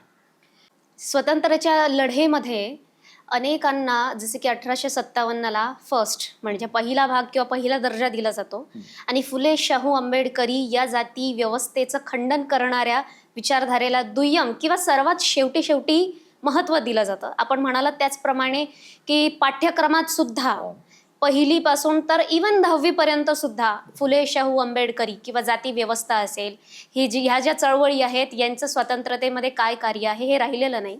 म्हणून आज जर आपण सोशल मीडियावर बघितलं, व्हॉट्सअप युनिव्हर्सिटीमध्ये बघितलं, तर सर्वात जास्त प्रचार प्रसार हा करण्यात येतो की बाबासाहेबांचं स्वतंत्रतेच्या मध्ये कुठल्याही प्रकारचं योगदान राहिलं नाही. हे इंग्रजांशी हातमिळवणी करायचे, इंग्रजांच्या सपोर्टमध्ये असायचे. त्याचबरोबर फुले असतील, शाहू महाराज असतील, सयाजीराव असतील, या सर्वांनी सुद्धा इंग्रजांचीच साथ दिली आहे आणि स्वतंत्रतेमध्ये योगदान राहिलेलं नाही. फुले, बाबासाहेब आंबेडकर, शाहूजी महाराजांबद्दल यांनी अफवा केल्या. वास्तव तर यांचे हे इंग्रज धार्जिणे होते. पण ठीक आहे ना, करू द्या ना अफवा. फुले शाहू आंबेडकर यांचं जे मत होतं ते होतं, आम्ही आमच्या जनतेला उद्धार करू, विकसित करू इंग्रजांच्या मदतीने. आता इंग्रजांची मदत म्हणजे काय? त्यांचा देशाचा पैसा येतो, इंग्रजांकडून आम्ही अनुदान घेतो, काय शाळांना मदत घेतो, ती कुणाची मदत आहे? ती भारतीय जनतेचीच आहे ना तो पैसा. आणि म्हणून हे सगळे जे फुले शाहू आंबेडकर होते ते जनतेचाच पैसा जो इंग्रजांनी लुटलाय तो घेऊन त्या शाळा स्थापन करत होते, जनतेला हुशार करत होते. म्हणजे इंग्रज गेल्यानंतरचा देश उभा करण्याची तयारी आमचे पूर्वज करत होते. म्हणून त्यांना म्हणू द्या, इंग्रज धार्जिणे म्हणू द्या, काय म्हणायचं ते म्हणू द्या. बाबासाहेबांच्या साहित्यात तुम्हाला दिसेल की देश कसा उभा राहावा, राष्ट्रवाद काय असतो, तो प्रॉब्लेम ऑफ रुपी वाचा, देशाच्या सगळ्या एकूण संपत्तीबद्दलच्या त्यांच्या भूमिका काय आहेत. भाकरा नांगल प्रकल्प बघा, बाबासाहेब त्याचे उद्गात आहेत. मुंबई विद्यापीठाचा अभ्यासक्रम त्यांनी घालून दिला. म्हणून देश कसा उभा करायचा असतो नाही आमचे पूर्वज सांगत होते. ते काय अफवा करायला तर ते कशाच्याही करतात. खरं तर हेच यांचेच लागे बांधे इंग्रजांशी होते. महात्मा फुले म्हणालेत, इंग्रजांना शेक हँड करती आणि शूद्रांचा अपमान करती, असं फुलेने सगळे. इंग्रजांना शेक हँड नाही, गळ्या मिठा मारणारे हे लोक होते. म्हणून हे खरे इंग्रज धार्जिणे आहेत. तुम्ही म्हणालात की इंग्रजांनी यांना स्वतः उभारणी करण्यासाठी, अस्पृश्यांना, फुले शाहू आंबेडकरी विचारधारेच्या चळवळीतल्या अनेकांना इंग्रजांनी मदत केली. पण असे कोणी ब्राह्मण होते का की ज्यांनी त्यांना सुद्धा वर काढण्यासाठी मदत केली, प्रयत्न केले आणि खरोखर त्यांनी खऱ्या अर्थाने स्वतंत्रतेचा लढा लढला? हा, तसे खूप लोक होते. आपण काही जन्माने कुणाच्या विरोधात नाहीत. एखाद्या जातीत जन्मला की तो नालायकच असतो या मताचे आपण नाही. फुलेंच्या सोबत, फुलेंच्या नंतरही बऱ्याच लोकांनी चांगलं काम केले, बऱ्याच ब्राह्मणांनी चांगलं काम केले. तुम्हाला मी स्वातंत्र्याच्या पटलावर अत्यंत माणुसकीचं विवेकवादी काम करणारा एक माणूस सांगतो, ज्यांचं नाव साने गुरुजी. साने गुरुजींनी स्वातंत्र्याच्या पटलावर विचार केला, हे इंग्रज देश सोडून जायच्या तयारीत आहेत, माझ्या जनतेचं काय होणार? आजही अस्पृश्यता आहे, भेदभाव, ते फार अस्वस्थ असायचे साने गुरुजी. आणि मग साने गुरुजींनी त्या काळामध्ये सामाजिक सुधारणेचा, लोकजागृतीचा मोठा विडा उचलला आणि त्यांनी काम केलं. त्यांच्या लक्षात आलं, पंढरपूरच्या विठ्ठल मंदिरात अस्पृश्यांना जाता येत नाही. 11 दिवस त्यांनी तनपुरे महाराजांच्या मठात उपोषण केलं आणि स्वातंत्र्याच्या पहिल्याच वर्षी म्हणजे 1947 रोजी त्यांनी हे उपोषण पूर्ण करून भारतातल्या ह्या नेत्यांकडनं ते मिळवून घेतलं की या मंदिरात सगळ्यांना प्रवेश मिळेल. आणि मग साने गुरुजींच्या पुढाकाराने पंढरपूरचं विठ्ठल मंदिर सगळ्यांसाठी खुलं झालं. स्वातंत्र्य मिळाल्यावर सुद्धा ब्राह्मणांची काही इच्छा नव्हती सगळ्यांनी समान वागावं, म्हणून आदल्या दिवशी विठ्ठल मंदिराच्या मूर्तीचं तेज पळवून नेलं ब्राह्मणांनी, कोण्या घागरीत ठेवलं, त्या घागरीला मांजराने काय सांडवून टाकलं, तेज बी वाहून गेलं. पण तरी त्या घागरीच्या पाया पडायला जाणारे हे लोक आहेत. म्हणून साने गुरुजींसारख्यांचं अनेकांचं नाव घेता येईल. आता अलीकडच्या काळात दाभोळकरांचं अनेकांचं नाव घेता येईल की ही अनेक लोक चांगली होते, ज्यांनी गोरगरिबांची कणव बाळगली, कळवळा बाळगला. म्हणून कुणा एखाद्या जात समूहाच्या बद्दल जन्मावरून बोलणं ही संयुक्तिक होणार नाही. पण मी तुम्हाला सांगतो की स्वातंत्र्याच्या लढ्याच्या वेळेला सगळे ब्राह्मण एका वेगळ्या बाजूनी होते. ते म्हणायचे, आम्हाला आमचे अधिकार द्या, आम्ही धर्माप्रमाणे राजवटी चालू. मुळात स्वातंत्र्याचा 57चा लढाच का उभारला तर अरुण कुमार देव नावाच्या एका ब्राह्मणाला फाशी झाली. ब्राह्मणाला फाशी कधी इतिहासात होते का? मनुस्मृती सांगते, ब्राह्मणाने सर्वात वाईट कर्म कोणाची आबरू लुटली असेल किंवा खून केला असेल, ब्राह्मणाने सगळ्यात वाईट कर्म खून केला किंवा आबरू लुटली तर त्याला फार तर काय करावं, तर त्याच्या साधन संपत्तीसह गावाच्या बाहेर काढावं. त्याने ते गावाच्या बाहेर जावं, पण कसं प्रॉपर्टी घेऊन, आणि लईच काहीच गुन्हा केला तर फक्त शेंडी कापावी. म्हणजे ब्राह्मणांना शिक्षाच नव्हत्या, शेंडी कापा नाही तर संपत्तीसह गावाच्या बाहेर जा. आता इंग्रजांनी तर काय केलं, एका अरुण कुमार देव नावाच्या ब्राह्मणाने एका बाईवर बलात्कार केला आणि इंग्रजांच्या कोर्टाने काय केलं तर त्याला फाशीची शिक्षा दिली. ब्राह्मणांना 2,500-3 हजार वर्षात कधीच फाशीची शिक्षा झाली नाही. इंग्रज आम्हाला ब्राह्मणांना फासावर लटकवायला लागले. या चीडमधून तो अशा प्रकारची पूर्व पार्श्वभूमी त्यांच्या स्वातंत्र्याचा लढा उभारला. ते म्हणले आपलं तर काही खरं नाही, म्हणलं इंग्रज तर फासावर द्यायले. म्हणून हे सगळे एका बाजूने होते त्या काळामध्ये आणि बहुजनांचे महापुरुष एका बाजूने होते. इंग्रजांनी नेमकं सत्तेत असताना भारतीय समाजातील कोणत्या अंतर्गत विसंगतीचा फायदा घेतला? ते फायदा घेऊनच भारतामध्ये घुसले. इंग्रजांच्या सुरुवातीच्या काळात ज्या वसाहती येत होत्या त्यांच्या लक्षात आलं की ज्यांना आपण इंडियन्स लोक म्हणतो, ज्यांना हे हिंदू म्हणून घ्यायला तयार आहेत, हे सगळे हे एक नाहीयेत. हे माणूस म्हणून सुद्धा एक नाही, जातीमध्ये पण एक नाहीत. जाती, पोटजाती, धर्मात विसंगती, राजवटीत विसंगती, याचा फायदाच इंग्रजांनी घेतला. याच्या कानाला लाग, त्याच्या कानाला लाग, याला खुश ठेव, त्याला भांडव, राजवटीत भांडणं लावून दिलेत. सख्या भावांमध्ये भांडणं लागलेत. समान आजूबाजूच्या, आता दख्खन म्हणून बघा तुम्ही, या दख्खनच्या सगळ्या राजांनी एकत्र यायला पाहिजे की नाही? इंग्रजांच्या विरोधात लढाई लढू म्हणून 3 लोकांनी एकत्र करार केला होता. एक निजाम, 2 टिपू सुलतानची राजवट आणि 3 पेशवाई. तुम्हाला आश्चर्य वाटेल, निजामानी आणि पेशव्यांनी इंग्रजांच्या विरोधात लढायचा करार मोडला आणि निजामांनी आणि पेशव्यांनी इंग्रजांना सपोर्ट केला आणि टिपू सुलतानची राजवट संपवली. टिपू सुलतान त्यांच्या वडिलापासून तर कोणाच्या काळापर्यंत, स्वतःच्या काळापर्यंत इंग्रजांच्या विरोधात लढत होते. म्हणून अशा पद्धतीनं ह्या राजवटी दख्खनच्या, भारत एकमेकांच्या विरोधात लढत होत्या. सगळे मिळून इंग्रजांच्या विरोधात उतरू शकले असते, इंग्रजांना पळवू शकले असते, पण यांनी तसं केलं नाही. उत्तर भारतातही तेच झालं. म्हणून या विसंगतीचा, कोणत्या भारतीय सगळे राजे स्वतःला भारतीयच मानत नाहीयेत मुळात, ही एक विसंगती. राष्ट्रवाद नावाची संकल्पना राजे महाराजे मारत नव्हते, आपापसातच भांडायचे. त्यानंतर धर्मव्यवस्थेचे फरक आहे तिथे, अंतर्गत भांडणं आहे तिथे. म्हणजे चारवाकांच्या विचारांचे, बुद्धाच्या विचारधाराचे, बाकीच्या विचारधाराचे लोक भांडत असतात. धर्मव्यवस्थेचा फायदा त्यांनी घेतला. पुढे त्यांनी फायदा कशाचा घेतला? इंग्रजांनी जाती व्यवस्थेचा फायदा घेतला. या सगळ्या विसंगतींना कॅच करत इंग्रज देशात घुसले, देशाचं वाटोळं केलं, प्रचंड संपत्ती लुटली आणि त्यांनी त्यांची भांडवलशाही उभी केली. इंग्लंड उभा केला त्यांनी, त्यांच्या ब्रिटिशांच्या राजवटी उभ्या केल्या. आज बघा त्यांच्या म्युझियम मध्ये जाऊन बघ, तुम्हाला दिसेल भारत काय होता. प्रचंड सोनं नाणं आज त्यांच्या म्युझियम मध्ये लावलेले, देशाचे सिंहासन, देशाच्या लायब्ररी त्यांच्याकडे लावलेले आहेत. म्हणून या विसंगतीचा फायदा घेऊनच इंग्रज देशात घुसले आणि ह्या विसंगती जन्माला घालणारे ब्राह्मण होते. या विसंगती पोसणारे, विसंगतीवर स्वार होणारे, हे असंच राहिलेलं चालतं म्हणणारे ब्राह्मण होते. आणि म्हणून देशामध्ये जेव्हा जेव्हा आक्रमणकारी आले ना, त्या आक्रमणकार्यांच्या ताब्यात देश गेला ना, त्याला यांची जाती व्यवस्था, अस्पृश्यता, विषमता, गैरबराबरी होती. इंग्रज येण्याच्या अगोदर ज्या राजवटी खैबरखिंडीतून हल्ले झाले, त्या हल्ल्यात भारतीय सैनिकांना चप्पल वापरू देत नव्हते, फेटा वापरू देत नाही. दुपारच्या 2 वाजता युद्ध चालू आहे, पायात चप्पल नाही, कसं लढणार राजपूत, कसं लढणार क्षत्रिय, हे सगळ्या जाती, मराठी कसे लढणार, खत्री जाती तिकडे खैबरखिंडीत कशा लढणार. म्हणून ही सगळी आक्रमण झाली. भारतीय सैनिकांना रणमैदानावर हे अस्पृश्यता, जातीभेद पाळायचे. एकमेव शिवाजी महाराज होते सैन्यामध्ये सगळ्या जातीचे घेतले, म्हणले सैन्याच्या रणांगणाच्या मैदानावर भेदभाव करू देणार नाही. सयाजीराव गायकवाड, शाहूजी महाराजांनी तसं सैन्य उभं केलं. आणि म्हणून राजाराम महाराज, संभाजी महाराजांच्यातले सैन्य बघा कोण होते, सगळ्या जातीचे सैन्य होते.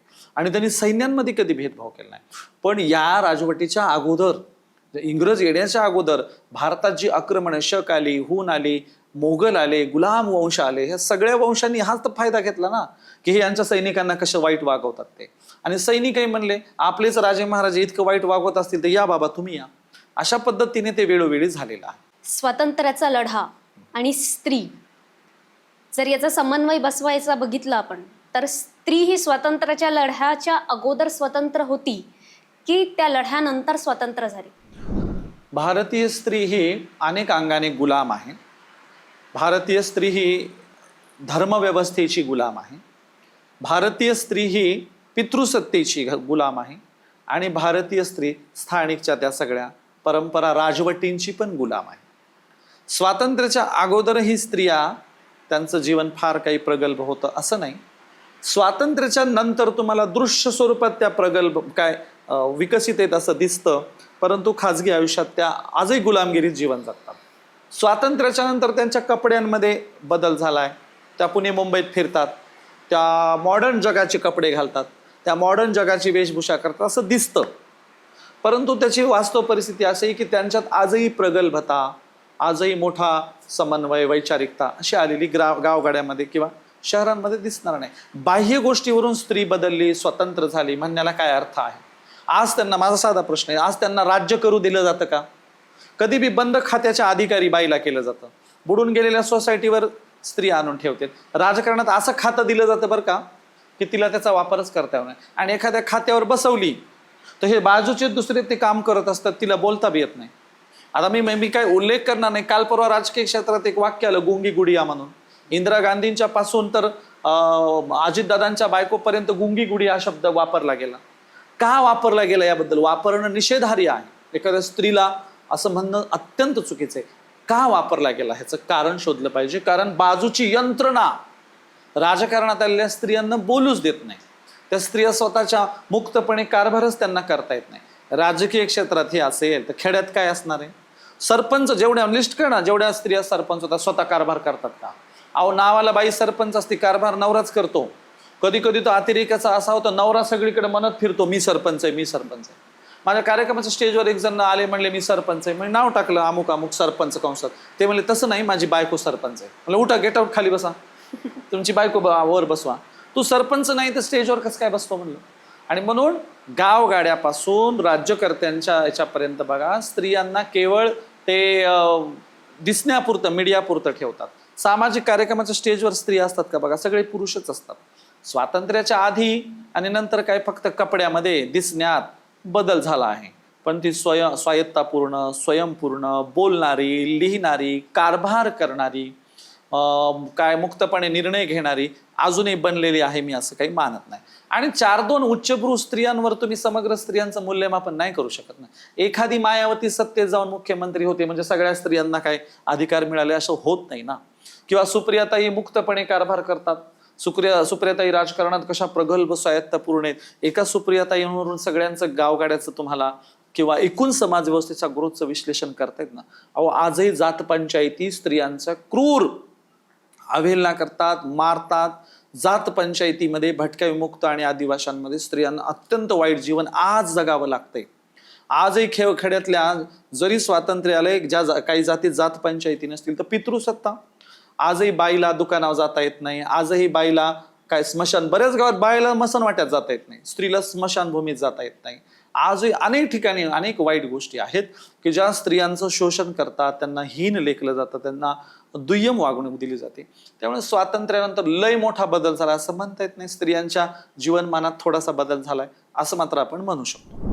सध्याचं चालू असलेला सोशल मीडिया, ज्याच्यामध्ये असं म्हटलं जातं की लोक म्हणतात डॉक्टर बाबासाहेब आंबेडकरांनी हिंदू कोड बिल आणलं आणि मग त्याच्यानंतर महिलांना स्वतंत्रता मिळाली. हे खोटं आहे. पण स्वतंत्रतेच्या अगोदर सुद्धा स्त्रियांना अनेक अधिकार होते आणि स्त्रिया शिकल्या. आनंदीबाई जोशी या डॉक्टर झाल्या. त्याच्यानंतर कॉन्स्टिट्युएंट असेंब्लीमध्ये आणि ड्राफ्टिंग कमिटीमध्ये सुद्धा अनेक महिला होत्या. या बाबतीत आपण काय सांगाल?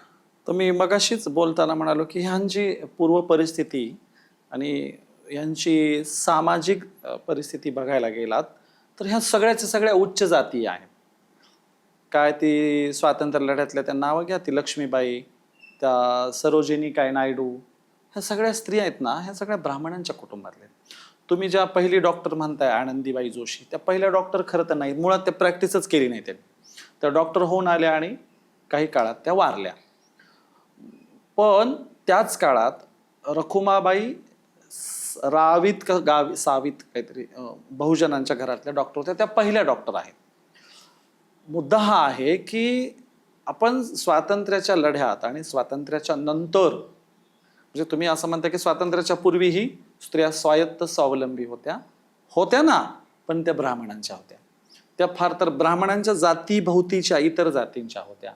स्वातंत्र्याच्या अगोदर अत्यंत प्रगल्भ, वैचारिक, हायली एज्युकेटेड एक आदिवासी स्त्री सांगू शकाल का? स्वातंत्र्याच्या पूर्वी विदेशी शिक्षण पूर्ण करून आलेली हायली एज्युकेटेड एखादी भटक्या जातीतली स्त्री सांगू शकाल काय? अस्पृश्य जातीतल्या बाबासाहेब आंबेडकरांचं उदाहरण देतो. बाबासाहेबांना औषधोपचारासाठी सोबत एक नर्स ठेवायची वेळ आली. डॉक्टर म्हणाले तुम्हाला सोबत नर्स ठेवावं लागेल. बाबासाहेब म्हणाले नर्स सोबत ठेवली तर लोक काय काय प्रश्न करतील, मी ॲग्रीमेंट मॅरेज, मी लग्न करेल त्यांच्यासोबत. बाबासाहेबांना सजातीय स्त्री नर्स मिळणं शक्य नाही. का? बाबासाहेबांच्या जातीतल्या स्त्रिया नर्स कुठे होतील, डॉक्टर कुठे आहे का काही? बाबासाहेबांच्या काळात त्यांना लग्न करण्यासाठी नर्स म्हणून ठेवण्यासाठी औषधोपचारासाठी त्यांच्याकडे ना स्वजातीय स्त्री होती ना बहुजनांची. बहुजनांच्या असतील तर जाती व्यवस्था पाळणाऱ्या त्या बाबासाहेबांच्या सोबत लग्न का करतील? आणि म्हणून ब्राह्मणाच्या स्त्रीसोबत नर्स म्हणून त्या राहिल्या आणि लग्न केलं बाबासाहेब आंबेडकरांनी. ही परिस्थिती काय सांगते? तर त्या काळामध्ये साध्या नर्स पदावर अस्पृश्य जातीतल्या स्त्रिया नव्हत्या. मग आपण काय सांगतोय की नाही स्त्रिया तर होत्या, पण हे जे मूल्यमापन आहे ना, हे उच्च जातीय स्त्रियांचं मूल्यमापन आहे. आणि तोच ऑरा घेऊन सातत्याने म्हटलं जातं स्त्रियांना अधिकार होते. तुम्ही तरी स्वातंत्र्याच्या पूर्वीचं म्हणताय. वेदातल्या 2 स्त्रियांचं नावं सांगितलं जातं, गार्गी आणि मैत्रेयी. त्यामुळे त्यांना सगळे अधिकार होते. काचे डोंबल्याचे अधिकार होते. त्या मित्राला तिने प्रश्न केला गार्गीने, पृथ्वी कोणी बनवली? ब्रह्मदेवाने. ब्रह्मदेवाला कोणी बनवलं? असं करत करत ती गेली. तो चिडला, तो विश्वामित्र. तो म्हणाला याच्या पुढे प्रश्न विचारला तर जीभ कापेल, आणि ती गप बसली. अहो, अभिव्यक्ती स्वातंत्र्यासाठी गार्गीने जीव दिला असता ना, मग म्हटलं असतं ती स्त्री स्वातंत्र्याची उद्गाती आहे किंवा स्त्रियांची प्रेरणा. ती गप बसली, ती पुढे काही बोलली नाही. तेवढ्याच तिच्या 2-4 प्रश्नावरून स्त्रीवादी स्त्रियांची प्रेरणा गार्गीला. कुठं अधिकार होते? गार्गीला तर गप्प केलं ना. आणि म्हणून वेदातल्या 2-4 गार्गी सारख्या, मैत्रेयी सारख्या स्त्रिया म्हणजे समग्र स्त्रिया स्वतंत्र होत्या, अभिव्यक्त होत होत्या असं म्हणता नाही येणार. अहो, जनाबाईंना किती त्रास झाला. 40 ब्राह्मण जनाबाईच्या घरात घुसले आणि गावात धिंड काढून जनाबाईंना सुळावर दिलं. काय प्रॉब्लेम होता? काय चूक होती? त्या अभिव्यक्त होतात. डोईचा पदर कमरेला खोसायची भाषा करतात. म्हणून काही स्त्रिया अभिव्यक्त होण्याचा प्रयत्न करतात, त्यांना सन्मान सुद्धा दिला गेला नाही. त्यांच्या जिवंतपणी नरक यातना दिल्या गेल्या स्त्रियांना. आणि म्हणून या देशात स्त्री सगळ्यांच्या सारखी सन्मानाने अभिव्यक्ती घेऊन कधी वावरली नाही, वावरू दिलंच गेलं नाहीये. ज्या 4-2 वावरलेल्या दिसतात, एज्युकेटेड दिसतात, हुशार दिसतात, प्रगल्भ दिसतात, ते सगळ्या यांच्या जातीच्या, उच्च जातीयांच्या आहेत.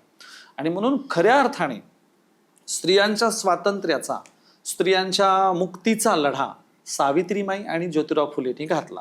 आणि तो एकदम तुम्ही तुमच्या पद्धतीने अभिव्यक्त व्हा, आमच्या लिमिटेशन मध्ये नाही व्हायचा, तुमच्या पद्धतीने. म्हणून तुम्हाला ताराबाई शिंदे, तुम्हाला मुक्ता साळवे, तुम्हाला नंतर प्रगल्भ उन्नत स्त्रिया दिसायला लागतात. अहो, ती 4थीच्या वर्गातली 12 वर्षाची मुक्ता साळवी काय म्हणते?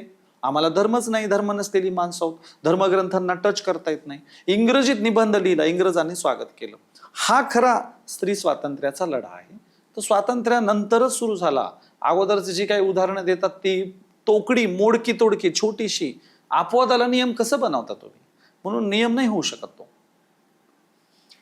जर एकूण सारांश आपण आपल्या आजच्या या चर्चेचा जर काढला की सामाजिक असलेली विषमता आणि त्याचबरोबर परकीय असलेली गुलामगिरी, या दोन्ही लढ्यांना आपण कसे कम्पेअर कराल आणि कोणती दर्जेदार आहे, कोणती आवश्यक होती आणि कोणती कमी आवश्यक होती, किंवा दोन्ही बरोबरीचे होते, हे आपण कसे सांगाल? ते दोन्हीही पॅरलल्स लढावे लागतील. म्हणजे तुम्ही आमच्यावर गुलामगिरी लादा, आम्ही सामाजिक सुधारणेत वेळ घालवू असं नव्हे. तर हे दोन्हीही एकाच वेळेला. म्हणून भगतसिंग अधिक या बाबतीत चपखल दिसतात. एकीकडे इंग्रजांच्या विरोधात लढाई लढतात आणि दुसरीकडे अंतर्गत समस्या, देशाच्या प्रॉब्लेम्स, अस्पृश्यता यावर ते भाष्य करतात. म्हणून हे लढे एकाच वेळेला लढण्याची गरज होती. बघा, यातलं एक बाजूला जरी कोणतं केलं तर मोठं नुकसान आहे. इंग्रजांना ठेवून आम्ही अंतर्गत सुधारणा करतो म्हटलं तरी ते देशाचं सगळं साधन संपत्ती नेत आहेत. नाही, मग इंग्रजांनाच घालवू, यांना नंतर शहाणं करू म्हटलं तर देश सांभाळायला प्रगल्भ लोक तर लागतील ना, अर्थतज्ञ लागतील, शिक्षण सम्राट लागतील, सगळ्या क्षेत्रात ते लोक लागतील ना. ती प्रगल्भता पण हवी ना, आणि ती सगळी तुम्हाला ऍट अ टाइम आणत जावी लागेल. म्हणून इंग्रजांच्या विरोधात लढता लढता देश इंग्रजांच्याही कैदेतून मुक्त करता करता इथल्या उच्च जात वर्गीयांच्याही गुलामगिरीतून मुक्त करण्याचा लढा समान पातळीवर सोबत एकाच वेळेला लढावा लागेल.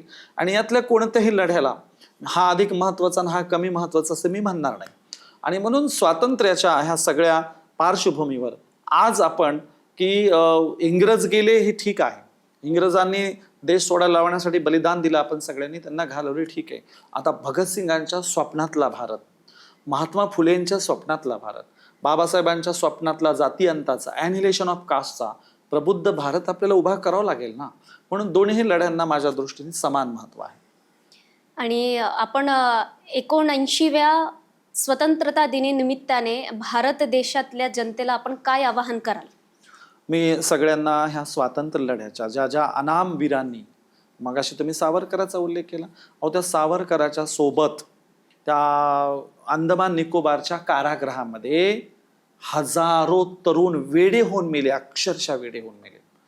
त्यांना कुणी सोडवायला गेलं नाही. सावरकरांनी तर क्षमा याचना करून एंट्री केली, आला तो, शिक्षा पूर्ण न भोगता आला, इंग्रजांच्या पेन्शनवर आयुष्य घालवलं. पण तिथे अनाम वीरांनी, ज्यांची नावं नाही आहेत, अशा हजारांनी तिथे बलिदान दिलं. तुम्हाला सांगतो, ती लिस्ट आली, लिस्ट केवढी बहुजनांची नाव आहेत त्याच्यामध्ये, त्याचं कोणी नाव घेत नाही. म्हणून स्वातंत्र्याच्या लढ्यामध्ये ज्या अनाम वीरांनी, अनेकांनी प्राणांचं बलिदान दिलं, ज्यांनी राजकीय स्वातंत्र्यासाठीही बलिदान दिलं, इंग्रजांना घालवलं, ज्यांनी सामाजिक स्वातंत्र्यासाठी बलिदान दिलं, त्या सगळ्यांना मी अभिवादन करतो, दंडवत करतो आणि तुम्हा सगळ्यांना स्वातंत्र्य दिनाच्या शुभेच्छा देतो. आणि एकच इथं अपेक्षा व्यक्त करतो की भारतीय संविधानाची परिपूर्ण अंमलबजावणी व्हावी. भारतीय संविधानाच्या प्रास्ताविकेप्रमाणे आपण सगळ्यांचं राज्य उभं करावं, समाजवादी, धर्मनिरपेक्ष, अभिव्यक्ती स्वातंत्र्य असणारं, स्त्रियांना सन्मान देणारं, सगळ्यांना बरोबरीचे हक्क अधिकार देणारं, इथं कुणीही कोणत्याही लाभापासून वंचित राहणार नाही, असं एक राज्याची आपण जी पायाभरणी केली आहे त्या प्रास्ताविकात, ते लागू व्हावं, संविधान लागू व्हावं. शेवटच्या घटकाला त्याला ज्या काही अजून बेसिक नीड्स पूर्ण नाहीयेत, अन्न, वस्त्र, निवारा, आरोग्य मिळत नाही. आता आमच्याकडे 3 तास ॲम्ब्युलन्स लेट झाली म्हणून एक बाई पोटातल्या बाळासह मेली. आधी पोटात बाळ दगावलं, नंतर ती स्त्री दगावली. ॲम्ब्युलन्स मिळाली नाही म्हणून भारतात एका मिनिटाला हजारो बालकं माया मरतात. अशी अवस्था आपल्या देशाची. आदिवासी वाड्या वस्त्या तांड्यावर आजही प्रेताला जाळायला मसनवाट्यात जायला रस्ता नाही. प्रेत असं बांधून झोळीतून त्यांना पाण्यातून न्यावं लागतं. दवाखान्यात न्यायला ॲम्ब्युलन्स नाही. गेल्या वर्षी एक आदिवासी बाई मोटरसायकलवर नवरा दवाखान्यात होता, रोडच्या कडेला बाळंतीण झाली. बेसिक नीड्स अजून देशाने पूर्ण केलेलं नाहीत. अन्न, वस्त्र, निवारा, आरोग्य देशात नाहीये. केरळामध्ये 2 किलो तांदूळ चोरताना, तांदूळ माणूस कशाला चोरत असेल बरं? ते तांदूळ चोरून काय माडी बांधणार होता का? 2-4 किलो सोनं त्याच्यातून विकत येणार होतं? तांदूळ पोटासाठी, पोटाची आग विझवण्यासाठी केरळामध्ये तांदूळ चोरणाऱ्या एका माणसाला, गरीब भिकाऱ्याला दगडाने ठेचून मारलं.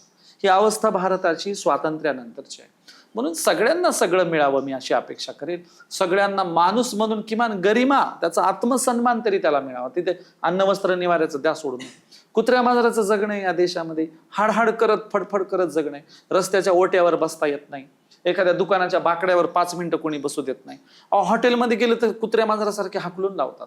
अजून गरिमा मिळाला नाही, आत्मसन्मान मिळाला नाही. किमान तेवढी त्याची गरिमा आत्मसन्मान तरी त्याला मिळावा आणि बाबासाहेबांच्या महापुरुषांच्या संकल्पनेतला प्रबुद्ध भारत उभा राहावा, मी अशी अपेक्षा करेन. स्वातंत्र्य दिनाच्या सगळ्यांना शुभेच्छा. आपल्या चॅनलचं नाव म्हणजे अडाणचोट, तर अडाणचोट याचा अर्थ आपल्या दृष्टिकोनातून काय असेल? तुम्ही फार सुंदर चांगलं नाव दिले अडाणचोट, कारण याचे अनेक मल्टिपल शेड आहेत. खरं तर हे बहुप्रवाही अँगलने सिद्ध करता येईल असं नाव आहे. मी याला बघतो असं की इथली एक शोषक शासकांची व्यवस्था, उच्च जातीयांची व्यवस्था सातत्याने ग्रामीण जनतेला आणि त्यांच्या जातीबाहेरच्या जनतेला अशा प्रकारे हिनवत आली आहे. सातत्याने ही अडाणचोट लोक आहेत. ह्यांना काय कळतं? ही अडाणचोट लोक आहे.